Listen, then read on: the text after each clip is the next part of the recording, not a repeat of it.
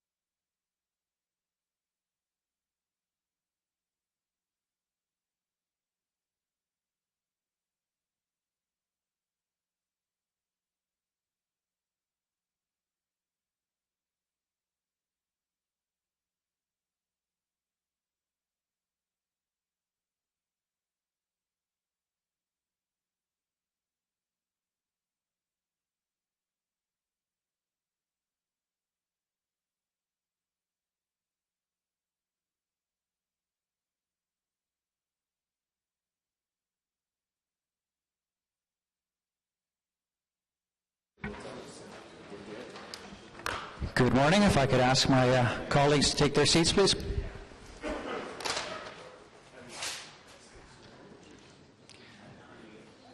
Good morning. Bonjour à tout le monde. Welcome to this meeting of the City's Environment Committee. I'd like to start with some brief welcoming comments. Colleagues, ladies and gentlemen, it gives me great pleasure to draw attention to the presence in the gallery this morning of a delegation from the municipality of Johannesburg, Republic of South Africa. Allow me to extend on behalf of Mayor Jim Watson and members of Ottawa City Council warmest greetings to the Speaker of Council of the Municipality of Johannesburg, Councillor Connie Bapela, and her honourable delegation. We are pleased to have you at this meeting of the Environment Committee and hope that your meeting with city officials will be most beneficial to you. Welcome. So we'll start, as we usually do, with our agenda with declarations of interest. Do we have any declarations? If not, we'll move on to confirmation of minutes from the meeting of February 17th, 2015. Carried. I would like to, at this point, propose a change of order. We have a number of delegations and a fairly substantial item, the discussion of staff comments on the environmental assessment of the proposed Capital Region Resource Recovery Centre. I would propose to move that to change the order with the one that is currently following item number 5, Green Building Policy 2014 Status Report. That would allow those who are here to present or might have come specifically for that one item for us to deal with it first and then hold till the end the longer item. So with your agreement, we'll make that change to the agenda. Thank you. Also at this time, I have given a heads up to a number of people already, but I will formally remind those who have come to speak to that Capital Region Resource Recovery Centre item to remind you that anyone who has come as a public delegation that you are to speak only to the subject matter of the agenda item, i.e. the staff response to the environmental assessment of the proposed Capital Region Resource Recovery Centre and not to any other aspects of the project, or I may be obliged to rule you out of order. Always dislike doing that. So please keep in mind we are reviewing the staff's comments submitted as a draft to the province on their EA. You may have all sorts of other interesting things to say about the project or like projects elsewhere, but only comments on that aspect are in order.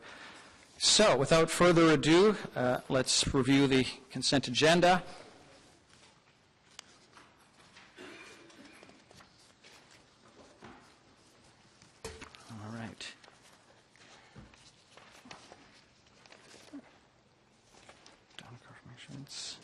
Item number 1 then, status update, Environment Committee inquiries and motions for the period ending 14th of April 2015. Is that item carried? Received. Yeah, thank you. Item 2, general accounts, water write-offs and repayment agreements executed in 2014. Item received. Thank you. Item number 3, the semi-annual performance report to Council of 2014 and Quarter 3 2014, Quarter 2 2014 and Quarter 3 2014, excuse me. I have some questions. Okay, we will hold that item then. With the change of order then, item number 4 would be the Green Building Policy 2014 Status Report, and we do have a presentation on that item, so we'll hold it. And as is very obvious by now, we'll be holding item number 5, the staff comments on the environmental assessment of the proposed Capital Region Resource Recovery Centre. All right. So, picking up then on item number 3, Councillor Brockington, you particularly asked to hold that. You had some questions? Anyone else, please let me know. Thank you, Mr. Chair. Just briefly looking at the executive summary of the annual report, and I had attempted actually to ask this question at Planning Committee last week, but clearly this is here for the Environment Committee.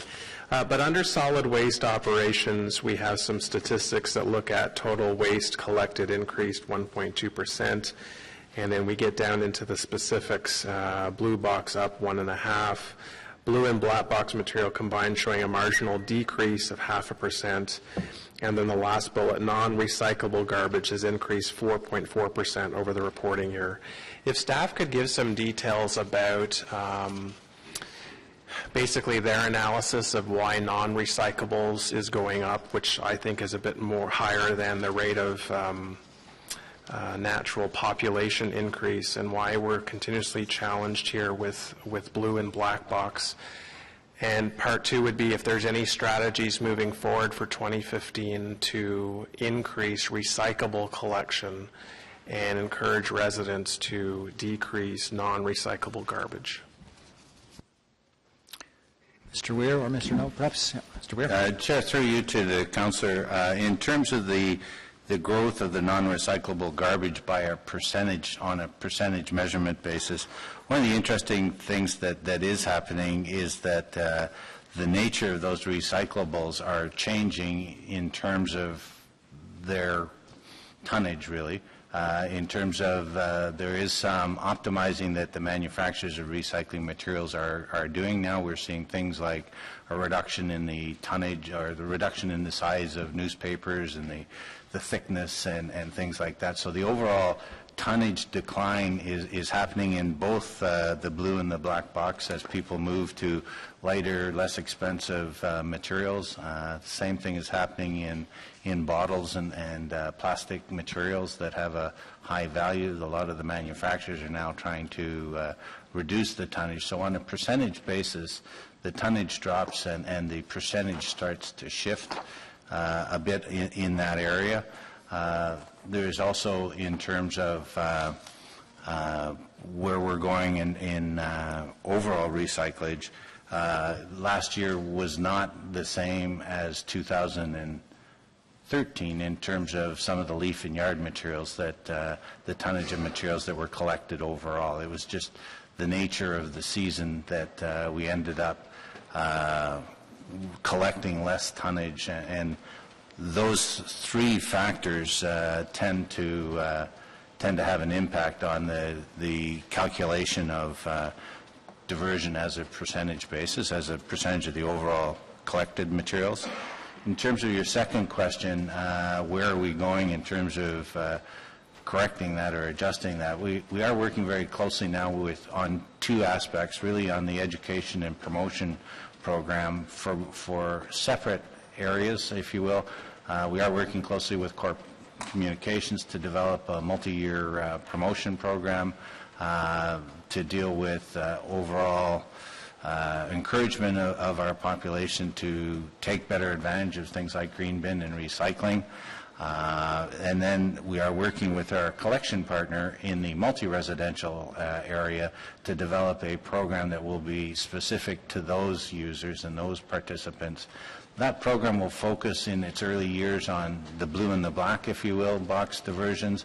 I think we're in the process now of completing a couple of seasons of audits of the tonnage of the materials that are being collected in either a containerized program and in our curbside program. We're looking at that to provide us with good information in terms of what's going in the wrong bin, and then focus our promotion and education around trying to encourage residents in both areas to improve their connection, if you will, with the recycling programs that exist, and to try to get the right materials in the right bins. So I think we've got a strong program coming that'll be delivered later this year. Thank you, Mr. Chair. That was a very detailed answer. I appreciate it. Just one follow-up. Is Mr. Weir's department actively working with multi-unit dwellings, i.e. apartment buildings, to encourage them to embrace the green bin program, considering my understanding is the majority of units are not using the green bin program, and that this is a significant opportunity to again divert waste from the landfill? What exactly is being done in this case? Chair, through you to the councillor, I think one of the things that we've become very aware of is that our performance in the blue and the black on the multi-residential areas is something that has been readily adopted and implemented on the curbside and is further behind with the containerized or high-density multi-residential. I think our plan at this point is to focus on getting the easily recoverable, recyclable materials, if you will, or the easier to recycle, recover materials, do better at diverting those as a first step, and then as a secondary step, see if we can't move on to the onto better participation on the organics material. I think our suggestion at this point is to take a phased or a stepped approach at increasing that. Certainly, we will continue to offer the organics collection to those participants, and we will provide support for those high-density multi-residential sites that have chosen to encourage organics, like to go the full route, if you will. We will continue to support those and provide educational materials to support that. But I think our emphasis, if you will, in the short term will be on the blue and the black for the high density.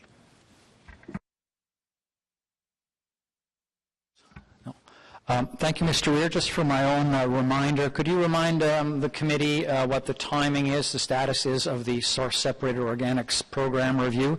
Is that actually underway, and perhaps how can members of the committee or other councillors be informed of that process and how they can give input? Chair, through you to the councillor, yes, the source-separated organics program review is currently underway. We are working at some of the early projection type documents and technology review documents.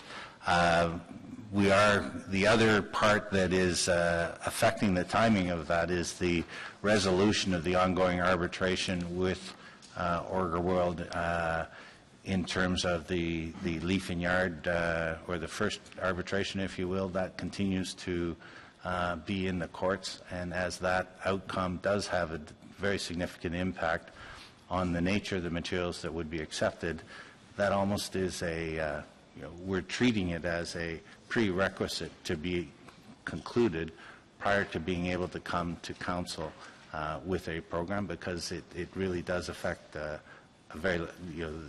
inclusion of leaf and yard material in the program or not, and so that needs to be resolved prior to coming to council. So we're doing background work, if you will, gathering information, doing projections on tonnages and multi-years and technology review, but we really do need that other piece to drop to understand clearly what's in the program. Thank you. Yes, of course, I hardly agree. I think we all do that that's a major obstacle, still being in front of courts, to our being able to move forward with that program.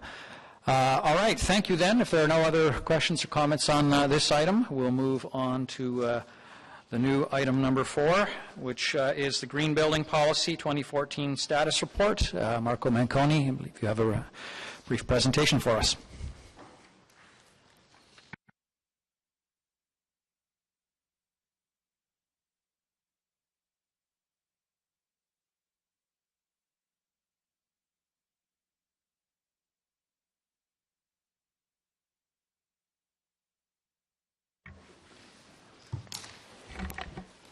Thank you, Chair, and thank you, Committee, for allowing me to speak to this item today.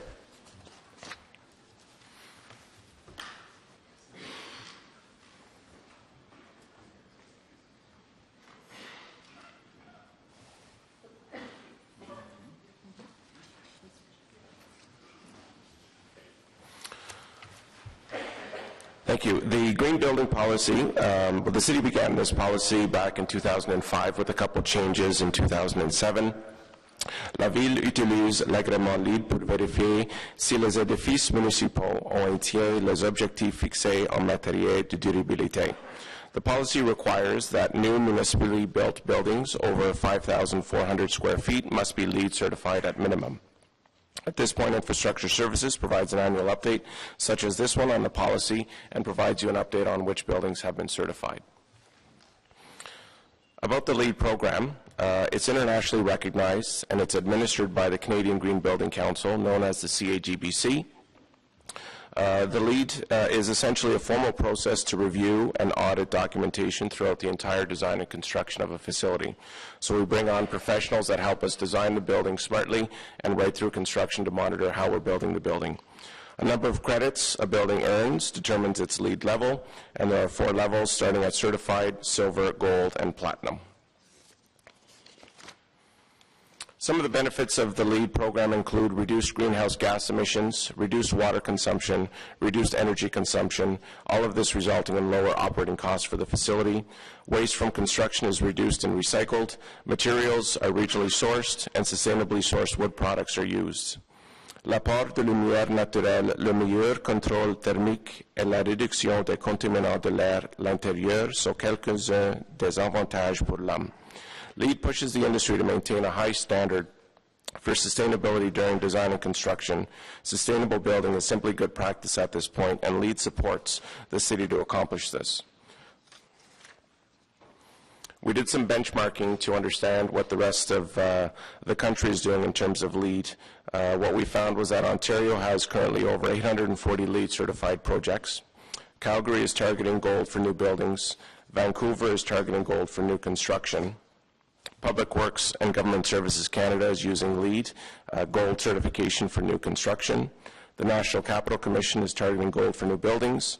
And some developers here in Ottawa are also using LEED, and some recent stats show that over 43% of LEED projects are actually commercial buildings. Currently, the city has 20 LEED certified buildings, 4 gold, 10 silver, 6 certified. Since the last update in 2004, certification was received for 4 facilities, including the Trail Road Waste Facility, the François Dupuis Recreation Center, Carlsbad Springs Community Center, and the Hunt Club Riverside Community Center. In 2015, we're anticipated 3 certifications: Albion Hetherington Community Center, the OC Transport Dispatch and Maintenance Facility, and the Greenboro Community Center. In 2016, 4 new facilities will be LEED certified, including the Minto Recreation Complex, the Richcraft Sensplex East, the Beaverbrook Branch Ottawa Public Library, Richcraft Recreation Complex in Canada. Upcoming major projects also include the Ottawa Art Gallery expansion and the Arts Court redevelopment, the light rail transit maintenance and facility storage. A couple examples of facilities that did achieve their LEED certification this year include the Trail Waste Facility, which is LEED certified. Construction was completed in 2013 and it received its certification in 2014. Voilà une installation ultra-moderne dont la conception est hautement durable. Some of the features include 92% of the construction waste diverted from landfill, natural daylighting for 75% of the occupied spaces, and over 30% of the furniture in this facility was reused. The François Dupuis Recreation Center, also LEED Silver, was completed construction in 2013 and received silver in 2014. Cette installation construit un espace communautaire aucunement et dynamique.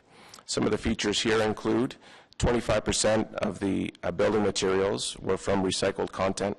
It has a reflective roof, which reduces the cooling capacity needs, and there's a carpooling program at this facility. As a follow-up to the 2014 update, the city undertook an analysis of the costs and benefits of the LEED certification. As you can see in this chart, the LEED costs represent a very small percentage of the building construction value.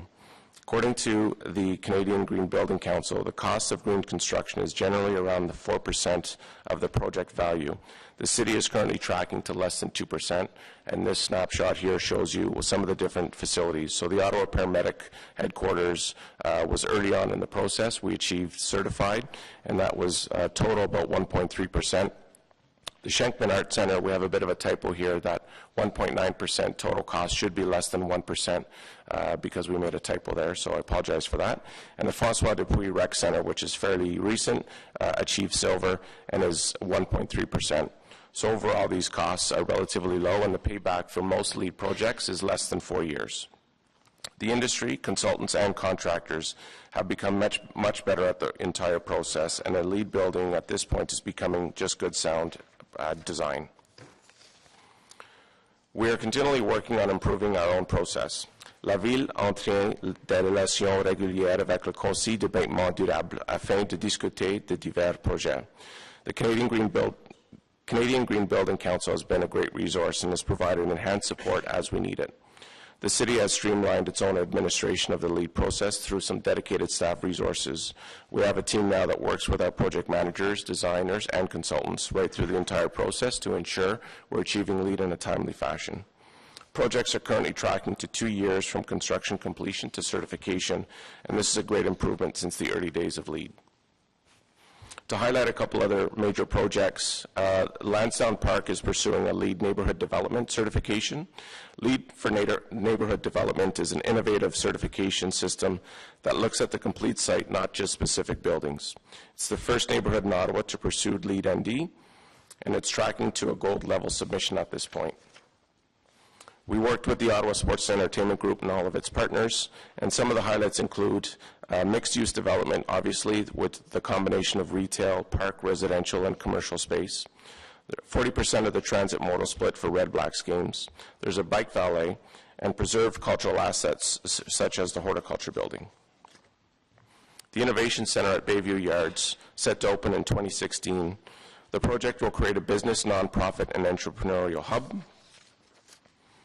Some of the features of this facility will include a green roof, improved energy performance, water use reduction, and 85% diversion of construction waste from landfill. The light rail transit maintenance and storage facility set to officially open in 2018.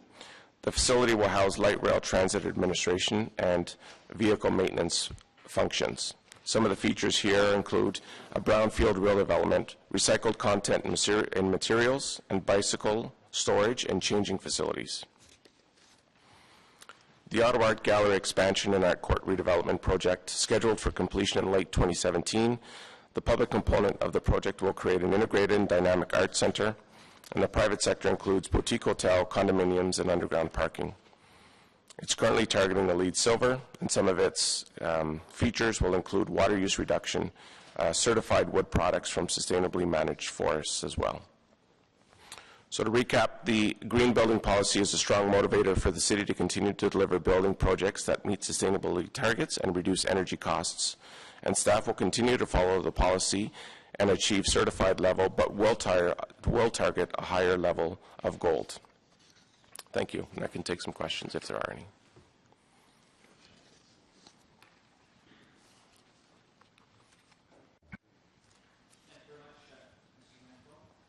That again, thank you, Mr. Manconi, and yet again, proof that Lansdowne Park is my life. I showed up again here at Environment Committee, but this time for all the right reasons. It's exciting to see that this would be one of the first examples that Canada has seen of a LEED ND certified neighborhood. Do any of my colleagues have questions? Councillor McKinney, Washington, please go ahead, Councillor. And then Thank you, Chair, and thanks for that, Mr. Manconi. I just wonder why we don't, and I know that, you talked a bit at the end about project scope and budget, but if the cost for achieving LEED is such a small percentage of the total cost of building, why we just target gold and why we don't make it something that we do all the time, like why we would do more certified than silver, gold, even platinum, why we wouldn't get there? Sure, Chair. The issue being that this policy has to represent all of the city buildings that we do construct. Mm-hmm. So we do build things like maintenance facilities and public works facilities where these run 24/7, 365 through the winter months, for example. A transit facility also.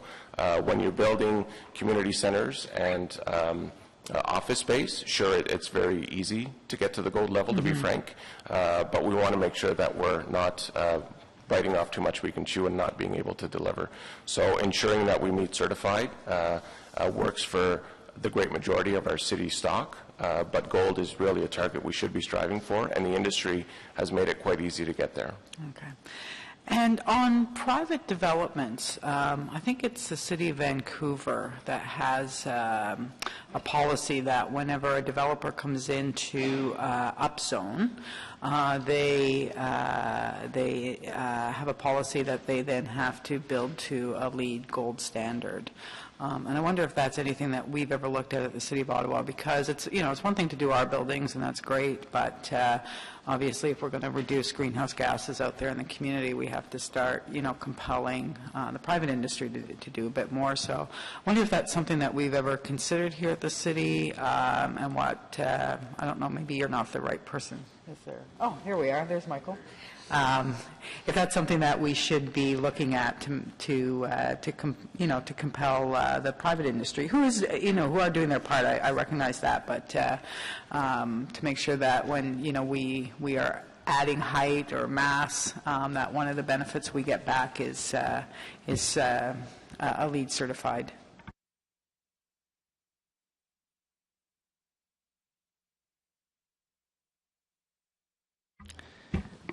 Mr. Chair, currently planning and growth management, we don't require that an applicant seek LEED certification.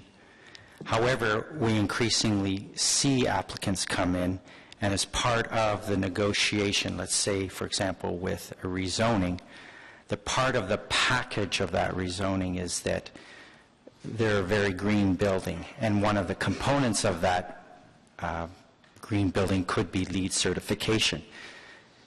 Whether or not we should require it is a question we've asked ourselves, and in fact in Q3 last year, so at the end of 2014, we developed a one-page site plan control approval checklist that we now go through with every single site plan application that comes in, so that we can get a better handle on what applicants are proposing in terms of delivering on the green agenda. So our planning staff ask each applicant and go through each application and determine, for example, is gray water reuse happening? Is there going to be a green roof, a cool roof? Is it geothermal? Are we getting more bicycle parking spaces than is required by the zoning bylaw? And we want to run this for a year or so to determine what kind of buildings are we getting in terms of our applications now, because we think for the most part they're all moving towards either certification or a form of certification by way of having highly efficient, energy efficient buildings. And thank you for that. I wonder then if we can expect some sort of report that will show us, you know, where we are moving to, so that we can determine whether it is sufficient or what exactly is happening in what areas of the city. Mr. Chair, yes, we want to take at least a year, gather the statistics on from our site plan checklist. I can add that the department's also actively pursued in the past LEED associate status for many of our planning staff. It's been part of our training program for a number of years. However, a decision was made just recently that because LEED certification deals directly with what the builders are building on the building and not necessarily what our planning staff can achieve on individual buildings, we're moving towards getting training on a more eco-district or overall land use planning perspective, sort of how can we develop neighborhood initiatives that achieve the green agenda. So we're shifting our training actually off LEED associate status into eco-districts and other forms of training for planning. Thank you. Actually, you just answered my last question. Thanks.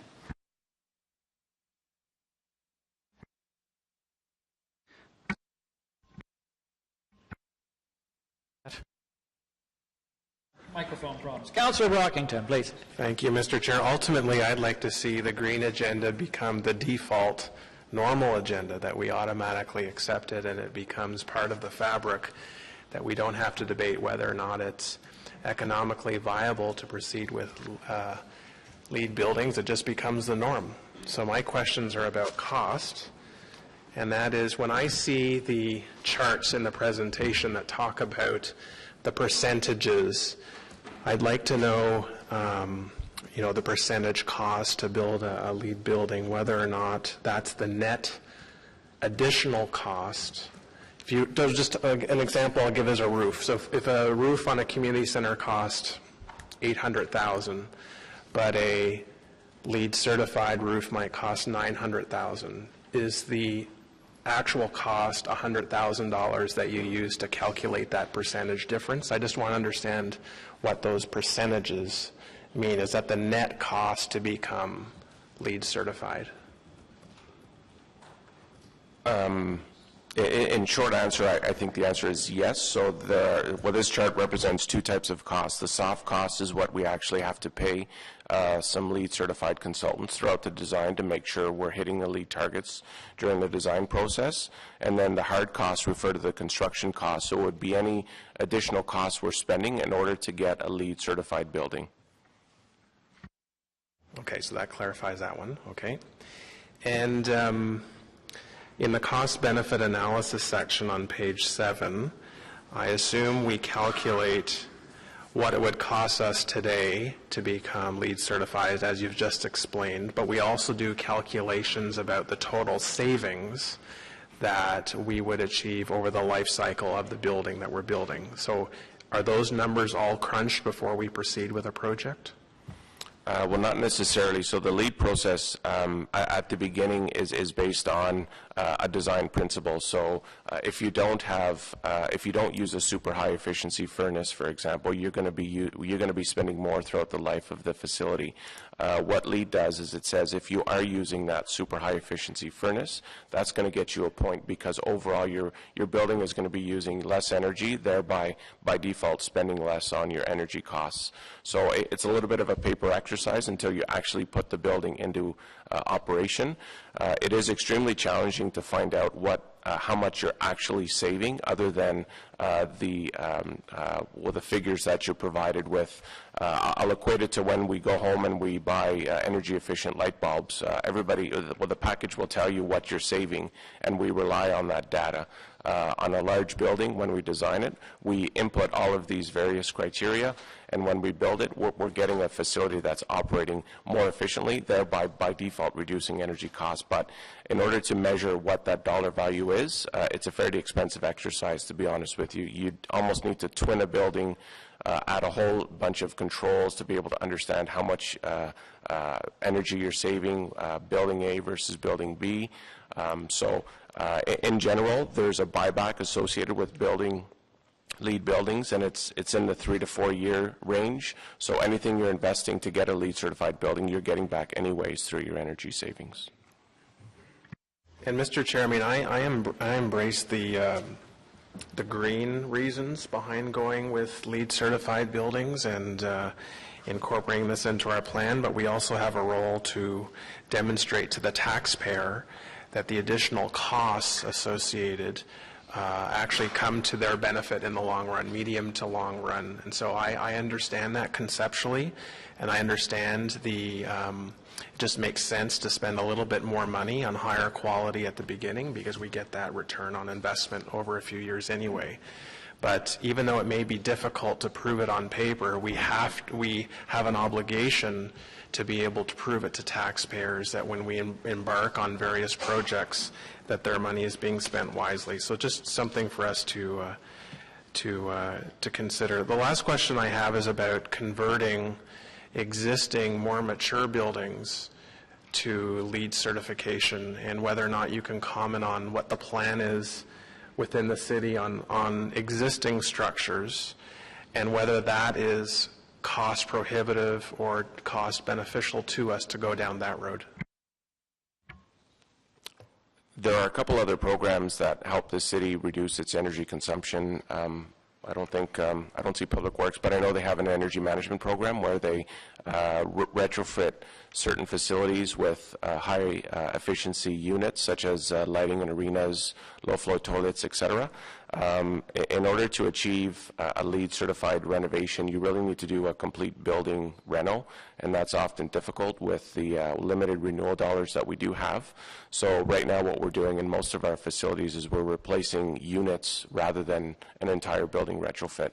So at the Nepean Sportsplex, for example, we'll replace a roof and some HVAC units. we'll come back in a couple of years and do some envelope work. There are various other types of programs that can be applied to building renovation work. At this point, we're really focused on the new construction.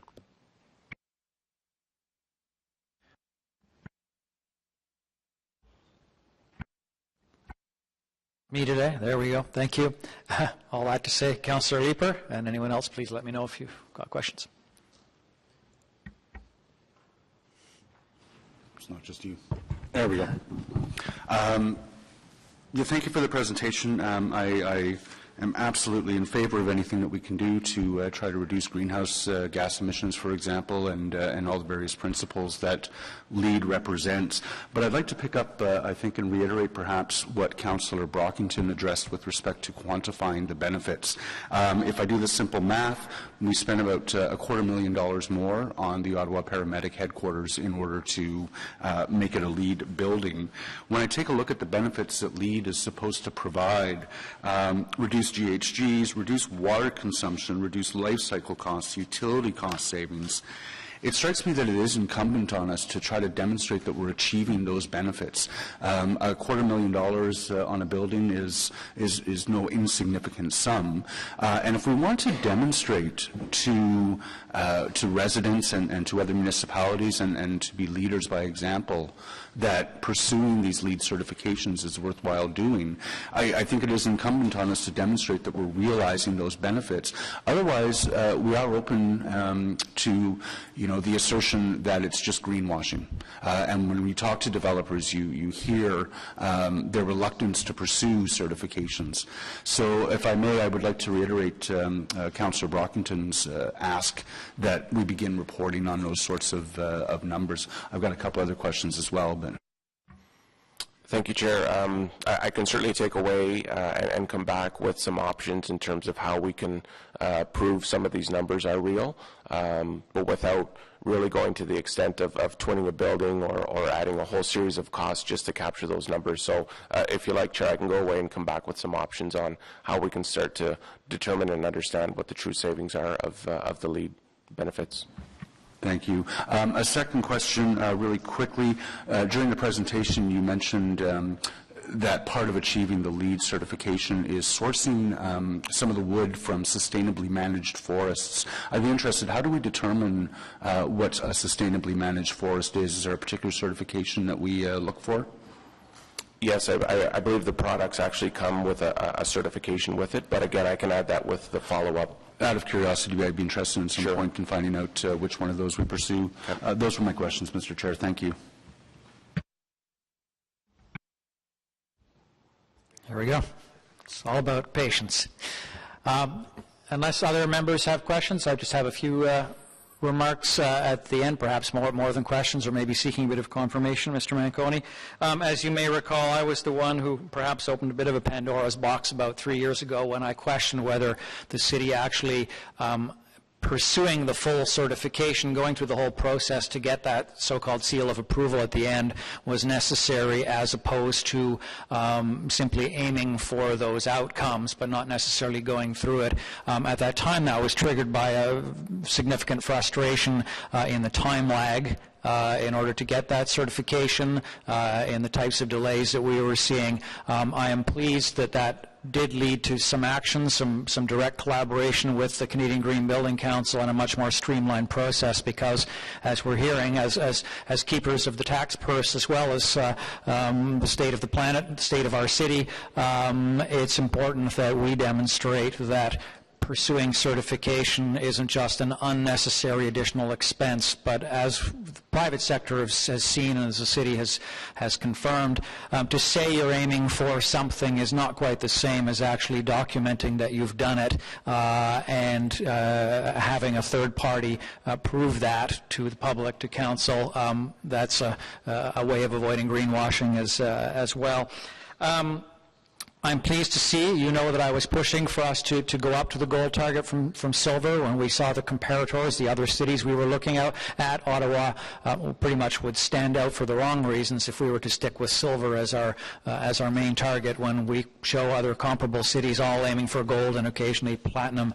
But we are also very aware that there are certain facilities where it makes no sense, where it is not good use of taxpayers' money if there's a massive garage door opening every minute and a half to let in a bus lead platinum bus garage may not be a wise sort of opportunity. So to be intelligent about where we pursue this is certainly essential. We've seen in city projects as well as worldwide, really, that the cost premium to building, as Councillor Brockington pursued, is relatively minimal, just over 1% from what I can see. The return on investment is approximately 4 years. I would say to citizens of Ottawa, find me other investments that will get you a 4-year or less payback. You won't find many, and so I believe that is a very wise investment that the city's making. All that being said, we do want to see the proof that we've accomplished it. It's, I think, very right that we would be asking, can we see those energy improvements? Of course, you can't compare. What if you had built this building, as a civ, as opposed to as a LEED Gold one? One can't make that direct comparison, but one can look at comparable buildings and perhaps year over year, particularly with renovation, how have we brought it down compared to how it was performing before we'd made those renovations. So I certainly support this report. I'm certainly hearing that from my colleagues. And without further questions, then, is this report received? Received. All right. Thank you.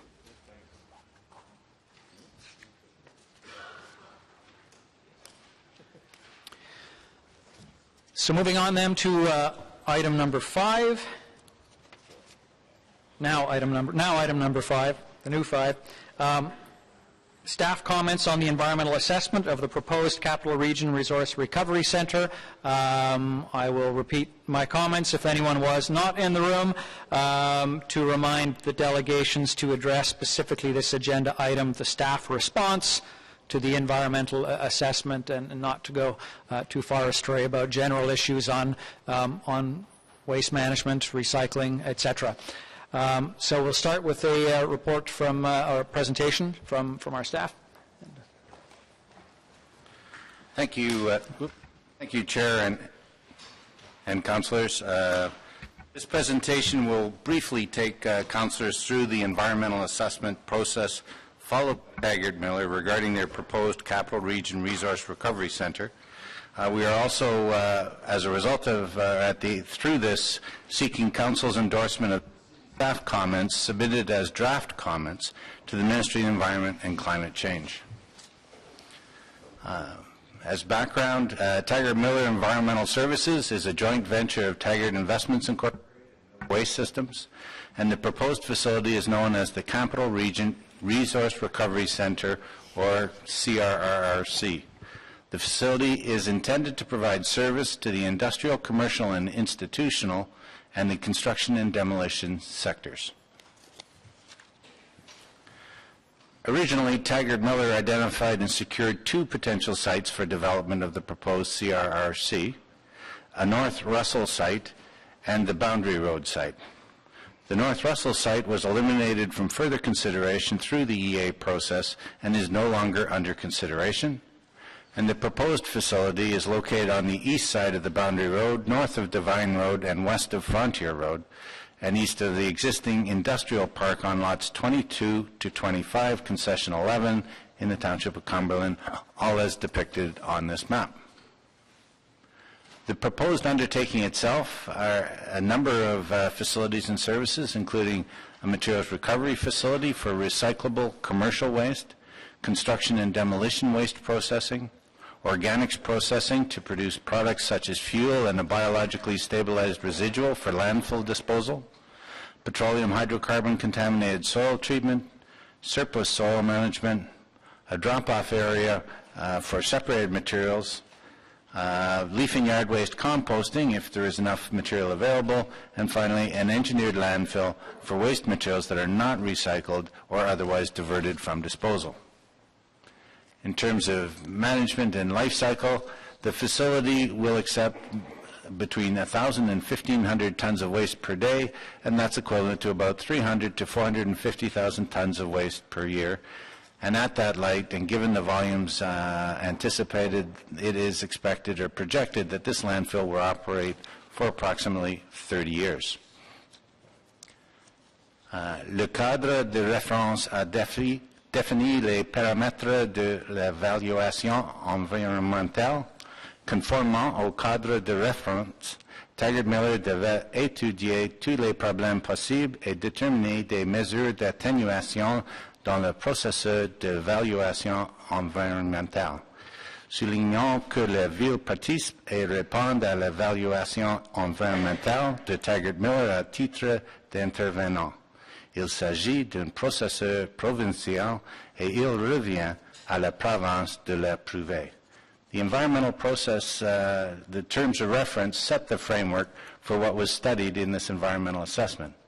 Under the terms of reference, Taggart Miller was required to study all of the potential issues and identify mitigating measures in the EA process. It is important to note that the city's participation and response to the Taggart Miller environmental assessment is as a stakeholder. This is a provincial process over which the province has the ultimate approval authority. In terms of the process followed, there was a draft EA released in June of 2014.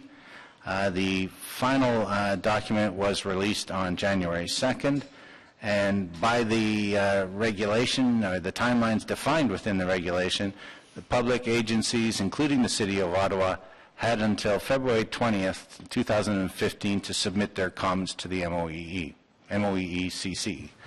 The City, with the tabling of this environmental assessment, informed the Ministry in January that there was insufficient time within the review period for us to submit formally endorsed City comments, and as such we would submit City staff comments as draft comments first in conformance with the February 20th deadline, and then seek Council's endorsement at the earliest opportunity. And today's meeting and the subsequent Council consideration are our means of obtaining that endorsement. In terms of the environmental assessment, it was important that the City involve a broad spectrum of departments and perspectives. As you can see on the slide in front of you, there were a number of groups involved: the Planning and Growth Management Department, Environmental Services, Economic Development and Innovation, Ottawa Public Health, and the City Clerk and Solicitor Department. So the comments that are tabled as part of this were the sum total of the comments received from all of that broad spectrum. Le rapport d'étude environnementale a été publié en décembre 2014. Recyclage des déchets. La Ville encourage Taggart Miller à favoriser dans un premier temps le recyclage des déchets et à se tourner dans un deuxième temps vers enfouissement. De plus, le processus de recyclage devrait être révisé et mis à jour régulièrement pour maximiser les occasions de recyclage et refléter des changements dans les technologies et marchés de recyclage qui survient au cours de la vie d'installation proposée. Finalement, la quantité annuelle totale des déchets admissables reçus à la nouvelle décharge proposée devrait diminuer proportionnellement à la croissance de la population et aux conditions économiques, à mesure que augmenteront les taux de recyclage des déchets des secteurs industriels, commerciaux et institutionnels et les secteurs de la construction et de la démolition. Le secteur de services, la Ville s'attend à ce que les zones visées par toutes les installations de recyclage et d'élimination des déchets sur le site se limitent à la Ville d'Ottawa et à ses environs, comme l'indique l'évaluation environnementale, et que les déchets et les sols contaminés provenant de l'extérieur de cette zone ne soient pas acceptés sur le site pour être traités ou éliminés. Les objectifs du plan de gestion des déchets. En 2011, la Ville a adopté un document de politique pour la gouvernance des déchets à Ottawa. Ce document, le plan de gestion des déchets d'Ottawa, établissait des objectifs de recyclage des déchets ambitieux pour les secteurs résidentiels, les secteurs industriels, commerciaux et institutionnels et les secteurs de la construction et de la démolition. La construction par lot et le management du site proposés auront une incidence importante sur la population visée par ces objectifs. Par conséquent, la quantité annuelle totale de déchets admissibles à la décharge doit toujours être inférieure à la quantité annuelle totale de matériaux traités aux installations de recyclage des déchets du site. The EA, repeating myself now, the EA study report was dated, or is dated December 2014. In terms of waste diversion, the City encourages Taggart Miller to foster waste diversion activities as a primary goal and landfill disposal as a secondary measure. Further, diversion processes should be regularly reviewed and updated to maximize diversion opportunities and reflect changes in waste diversion technologies and markets that arise over the life of the proposed facility. Finally, the total allowable annual tonnage tipped at the proposed new landfill should decrease proportionally to population growth and economic conditions in accordance with rising diversion rates for the IC&I and construction and demolition wastes. In terms of service area, it is the City's expectation that the service area for all waste diversion and disposal facilities at this site will be restricted to the City of Ottawa and the surrounding region as defined within the EA, and that waste and contaminated soils originating outside of the identified service area will not be accepted at the site for processing and/or disposal. In terms of waste plan targets, in 2011, the City adopted a policy document for the governance of waste in the City. This document, Ottawa's Waste Plan, set aggressive waste diversion targets for the residential, IC&I, and C&D sectors. The phasing and development of the proposed site will have a significant bearing on the community achieving those targets.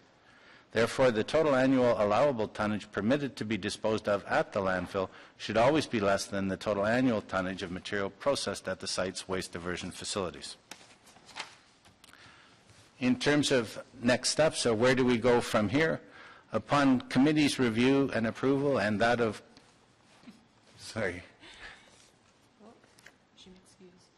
l'autre direction, s'il vous plaît.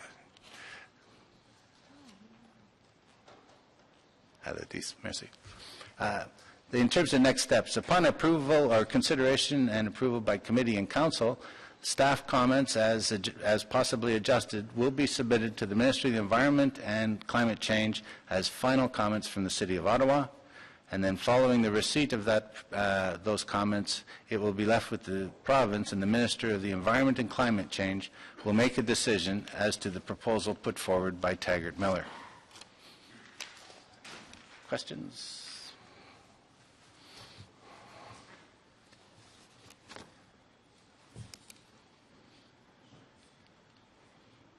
Nobody's threatening me with my friend. Okay. Thank you. Apologies. At this point, I just want to set the context for the delegations. Our plan is to hear from delegations before we ask our questions of staff. To remind us all, to put this in its full context, the City of Ottawa has authority over the collection and disposal of residential waste.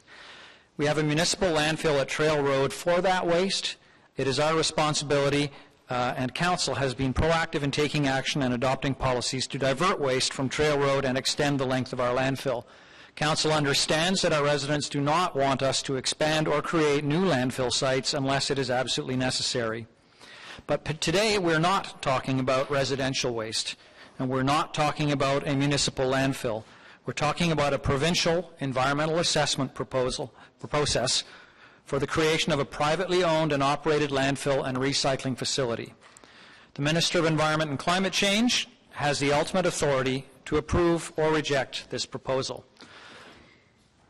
Le rôle de la Ville est d'examiner les soumissions du promoteur et de faire part de ses commentaires au ministère de l'Environnement et de l'Action en matière de changement climatique.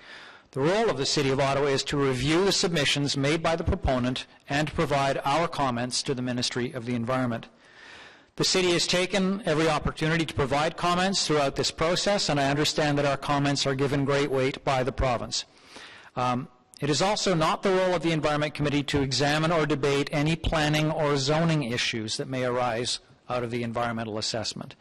Those issues will come before Planning Committee in due course and will be examined there before rising to Council. So our mandate today is quite clear. Our task as a committee is to consider solely whether or not to recommend that Council endorse the comments made by staff on the final environmental assessment. So with that in mind, both to members of the committee when it comes to our turn to ask questions of staff, but also to the delegations. That is the focus of this agenda item and of a decision today. So we do have a fairly lengthy list of delegations, and as is usual practice, I'll start by naming the first two in order. The initial one and the other next person can prepare. So we begin with Sue Langlois, President, Capital Region Citizens Coalition for the Protection of the Environment, who will be followed by T.H.W. Baker. If anyone does have an electronic presentation, a PowerPoint, and you haven't already done so, please do provide those to staff as soon as possible so we can queue that up. So welcome, Ms. Langlois, and a reminder that you have 5 minutes. Thank you very much, Mr. Chair, for the opportunity today to highlight our concerns with this proposed waste project and the environmental assessment presented by Taggart Miller. As indicated with me today is Harry Baker, who's a geotechnical engineer from our team. As mentioned in the accompanying city reports provided for this meeting, Taggart Miller is proposing a 400-acre solid waste facility at Boundary Road and Highway 417. This proposed mega facility would be roughly 4 times the footprint of the current Carp Road landfill. Taggart Miller promote their endeavor as primarily a recycling and diversion facility. However, their own EA report states their ultimate diversion target is only 16%, that's 16%, for the IC&I waste stream, with no commitment as to when they'd expect to achieve this ultimate target. Clearly, they plan to landfill a large majority of the IC&I waste they receive, which is why the site is so large. This project is about establishing another landfill in our region, a huge private landfill, which Ottawa does not need. The technical experts we hired to review the environmental assessment validate our community's concerns. While the proponents attempt to paint a positive picture in this project, there are persistent risks and issues which must not be downplayed. The issue, and what staff did not comment extensively on, is the weak, highly compressible, and sensitive Leda clay soil, which makes the site unstable for a large weighty structure like a landfill. This area has been studied in the past for other projects and found to be very challenging. The soil conditions at the site have not changed. You may have heard that clay at the location makes it good for a landfill, but in this case there is 100 feet of deep, wet, saturated, unstable Leda clay. The extremely low shear strength of the clay limits the height of the landfill and poses a real risk of failure on the edge of the landfill and adjacent berms. The Leda clay is highly compressible under load. It is expected that under the 82-foot height of the landfill, there would be a large differential settlement of 26 feet, which is over 30%. This kind of instability raises serious unanswered questions about the integrity of any liner and leachate capture system.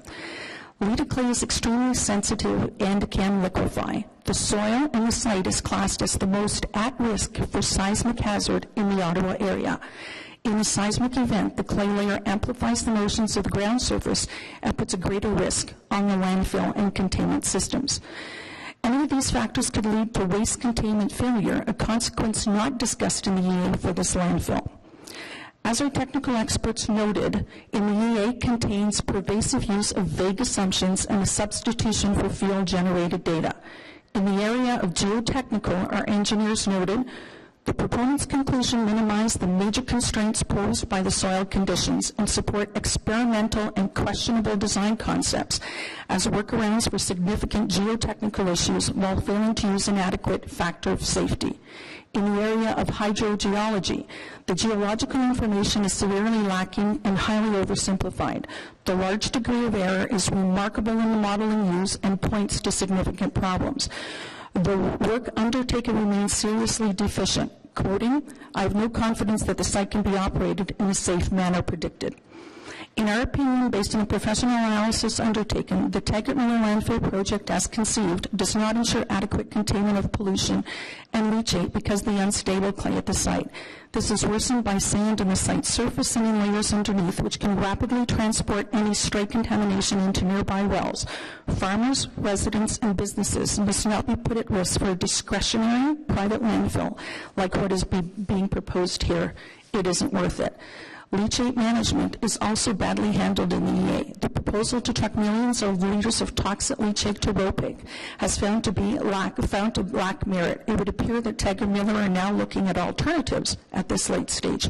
The impacts of these alternatives are not properly addressed in the EA. In conclusion, there are significant issues with the EA as presented by Taggart-Miller. The site is not right. There are real risks. The proposed landfill will have significant impact on agriculture, water, to recognize significant natural areas, and the well-being of the adjacent rural communities. We applaud the City of Ottawa for their stance on waste diversion and the targets identified in their waste plan, which is well above the ultimate target committed by Taggart-Miller in this case. The city as the host community and as a key stakeholder has to loudly voice their opposition to this project to the province.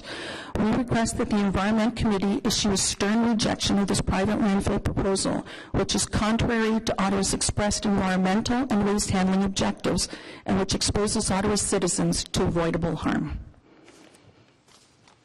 Thank you. Thank you very much, and right on time. Do any members of the committee have questions for the delegation? Councillor Leeper. Very briefly, and just to help me out, can you just take me through the study that you commissioned? I just want to understand its terms of reference, and I presume, Mr. Baker, that you were the author, just to understand quickly your qualifications and resume. Thank you, Mr. Chair. I'm a professional engineer in the province of Ontario. I'm under Thomas Henry, so if you're looking up my professional designation, it would come under that. My background is with the National Research Council of Canada that have studied leader clay extensively in the area, although I was not personally involved in those studies. I think the geotechnical engineer that they had hired, I'm not the hired person, I'm a member of the team. Would you like to ask specifically about the expertise that was hired for this? I'm interested in who So I can get you the qualifications, but with monies that we were very thankful to receive from the City of Ottawa, CRIPKey, as we go, is our short form, was able to hire experts to do a peer technical review of specific areas of the EA. So we went out and hired biologists with the credibility of PhD level. We went out and hired a expert, renowned hydrogeologist. He's from the Toronto area, also at the PhD level. And we hired local engineers who are familiar with the site and the site soil conditions. So there was 2 engineering companies that were involved in this. Part of the reports and their submissions and their comments on the report are available electronically, and there is a CD to anybody who would like a copy of those detailed technical reports. They're much more, all-encompassing than what, of course, we could highlight here in 5 minutes and stuff. That gives me what I was looking for. Thank you, Mr. Chair. Thank you very much. With apologies for a brief interruption here, if we lived in a perfect world with a perfect chair, I would have asked for the motions to be introduced before we started with the delegations, so I will do that now.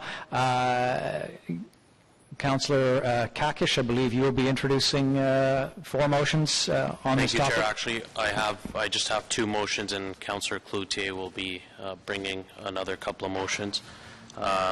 Please go ahead and take turns, you can introduce them, all four of us. Bringing these forward on behalf of colleagues Blais and Darouz, who do not sit on this committee, but whose ridings are impacted as a result of this application, and they've been working closely with staff, the applicant, and the local community as well to bring these amendments forward. Would you like me, Mr. Chair, to read it all? Yes, please, it would Okay, be the but first. Many therefore- people, I think what's important about this and introducing the motions, why we usually do this, is that way all of the delegations are aware of possible motions to alter the outcome here.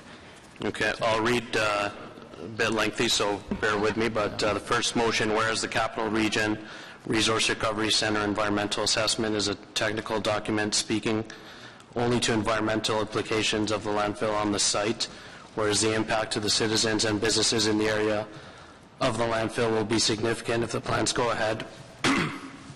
Excuse me. Whereas trucking waste over large distances causes other environmental concerns, whereas the City of Ottawa wishes to be a good neighbor to surrounding municipalities while restricting the amount of waste trucked into its boundaries. Therefore, be it resolved that Council requests the Ontario Ministry of Environment and Climate Change to restrict the proposed service area for the CRRC to the municipal boundary of the City of Ottawa and that of the United Counties of Prescott, Russell, and the United Counties of Stormont, Glengarry, provided that loads containing mainly recyclable materials may be received from the broader secondary service area described in the environmental assessment. And number 2, contaminated soils brought to the site should be restricted to those generated within the same territorial limits of the proposed service area. It's the first motion, Chair. Thank you. If there is repetition in any of the whereases, please just skip to the active parts, but if they're new, please do read them. Okay. The second motion, whereas the Capital Region Resource Recovery Center environmental assessment is a technical document, okay, these are the ones here where it's repetitive, may be unaccounted for impacts to citizens and businesses in the area of the CRRC if the plans go ahead, whereas the CRRC will generate methane gas, a greenhouse gas, whereas there are existing landfills in the City of Ottawa accepting residual municipal, industrial, commercial, and institutional and construction demolition waste that have remaining capacity, whereas the City of Ottawa has developed a suite of technologies aimed at diverting residential waste from landfill, including organics and recycling, and has the capacity to manage residential waste without the need for a new landfill. Whereas the world over, the antiquated practice of landfilling waste is being rejected in favor of other technologies, including but not limited waste-to-energy systems, whereas the city supports efforts to recycle and reuse waste coming from the sectors, whereas the diversion rate in the ISI and CD sector has stagnated at roughly 17%, and reviews being undertaken of the Waste Diversion Act, which could result in policies and programs aimed at boosting that rate to the provincial target of 60%. Therefore, be it resolved that Council requests the Ministry put in place programs and policies necessary to move ICI and CD sectors from its current 17% diversion rate to the Ministry's and City's target of 60% before considering future landfills to dispose ICI and CD wastes, where all reasonable efforts have not been made to first divert the waste. 2, request that if the Ontario Minister of Environment and Climate Change chooses to approve the CRRC, the City of Ottawa urges the Minister require the company to build recycling facilities at the same time as landfill facilities. 3, request that if the Ontario Minister of Environment and Climate Change chooses to approve CRRC, the annual maximum tonnage capacity approved for recycling and composting facilities be in alignment with the province's ICI and CD diversion target. 4, request that if the Ontario Minister of Environment and Climate Change chooses to approve the CRRC to not count contaminated soils used for day, interim, final cover, or other uses on the property at the Capital Region Resource Recovery Center towards the facility's diversion rates. And finally, 5, request that if the Ontario Minister of the Environment and Climate Change chooses to approve the CRRC, the proponent be barred from charging less for the waste loads going to the landfill disposal than it does for loads processed through the on-site diversion facilities. Thank you. Councillor Cloutier. Merci, Monsieur le Président. As my colleague, Councillor Kakish, presenting these on behalf of Councillors Darouz and Blais, who do not sit on the Environment Committee. Motion number 3, whereas should the Ontario Ministry of the Environment and Climate Change approve the Capital Region Resource Recovery Centre environmental assessment, there may be significant impacts to the local community. And whereas the local community has the right to understand any impacts from the operations and how they are proposed to be mitigated or resolved, and whereas a public liaison committee is a good forum for distributing information from the local residents and councillors and resolving conflicts. Therefore, be it resolved that Council, number one, Council require that Taggart Miller initiate a public liaison committee. And, Mr. Chair, there are 12 further provisions as to how that public liaison committee would function, dealing with councillors that would be on it, distribution of the agenda. They are on the distributed motion, so I don't think I need to read it, if you agree. Aye. If members of the committee are okay with that? That is. I believe so, and certainly if members of the delegations have not had a chance to see it and wish to, please contact staff member over, come to that desk, and we'll get some copies out so that you're aware of what we're debating. And motion number 4, if you please, Chair. Moved, whereas the Capital Region Resource Recovery Centre, CRRRC Environmental Assessment, is a technical document speaking primarily to the environmental implications of the CRRC on the site, and whereas trucking leachates over large distances causes other environmental concerns, whereas the City of Ottawa examining on-site leachate treatment for the Trail Road landfill, and whereas ROPEC, the Robert O. Picard Environmental Centre, is not currently capable of receiving more than 6 trucks per day between 8 a.m. and 3:30 p.m. from the CRRC at its truck receiving facility. Therefore, be it resolved that Council, 1, requests that should the Ontario Minister of the Environment and Climate Change approve the proposed CRRC, the daily maximum volume of leachates allowed to be trucked to ROPEC from this site be limited to 180,000 litres, equivalent of 6 trucks per day, 5 days per week, pending either A, determination of alternate means to convey additional leachates to ROPEC, or B, identification of alternate means of final treatment consistent with the environmental assessment of the CRRRC, and C, subject to the terms and conditions of a suitable agreement between the City and the site operator of the CRRRC. And be it resolved, number 2, direct staff to engage in discussions with the proponent to assist in the process contemplated by item number 1 above. Thank you, Mr. Chair. Thank you very much.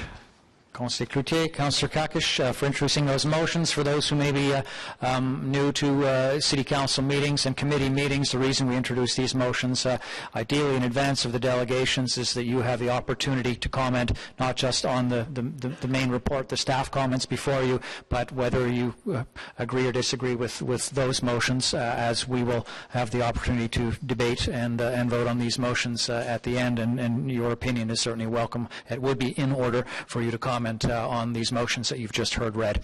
So, with moving forward after that important delay, please, we'll move on to Mr. Baker, to be followed next by Douglas Innes. I don't have any particular presentation today. I was hoping to be involved and answer any questions that you had, but after hearing the motions, I do have a comment, and that is that we were very surprised that the EA report does not have any social impact statement or any study of social or human impact. Everything seems to be related to the on-site aspect of any impact. So very little, I call it beyond the fence of the property, and I think that's a serious deficiency. Thank you. That's the extent of any introductory remarks. I turn to members of the committee and Councillor Blais to start with for possible questions. Yeah. Thank you very much, Mr. Chair, and thank you to my colleagues for introducing those motions. Mr. Weir, could you just comment on that last statement relating to social impacts, and as your team has reviewed the EA, provide any insight?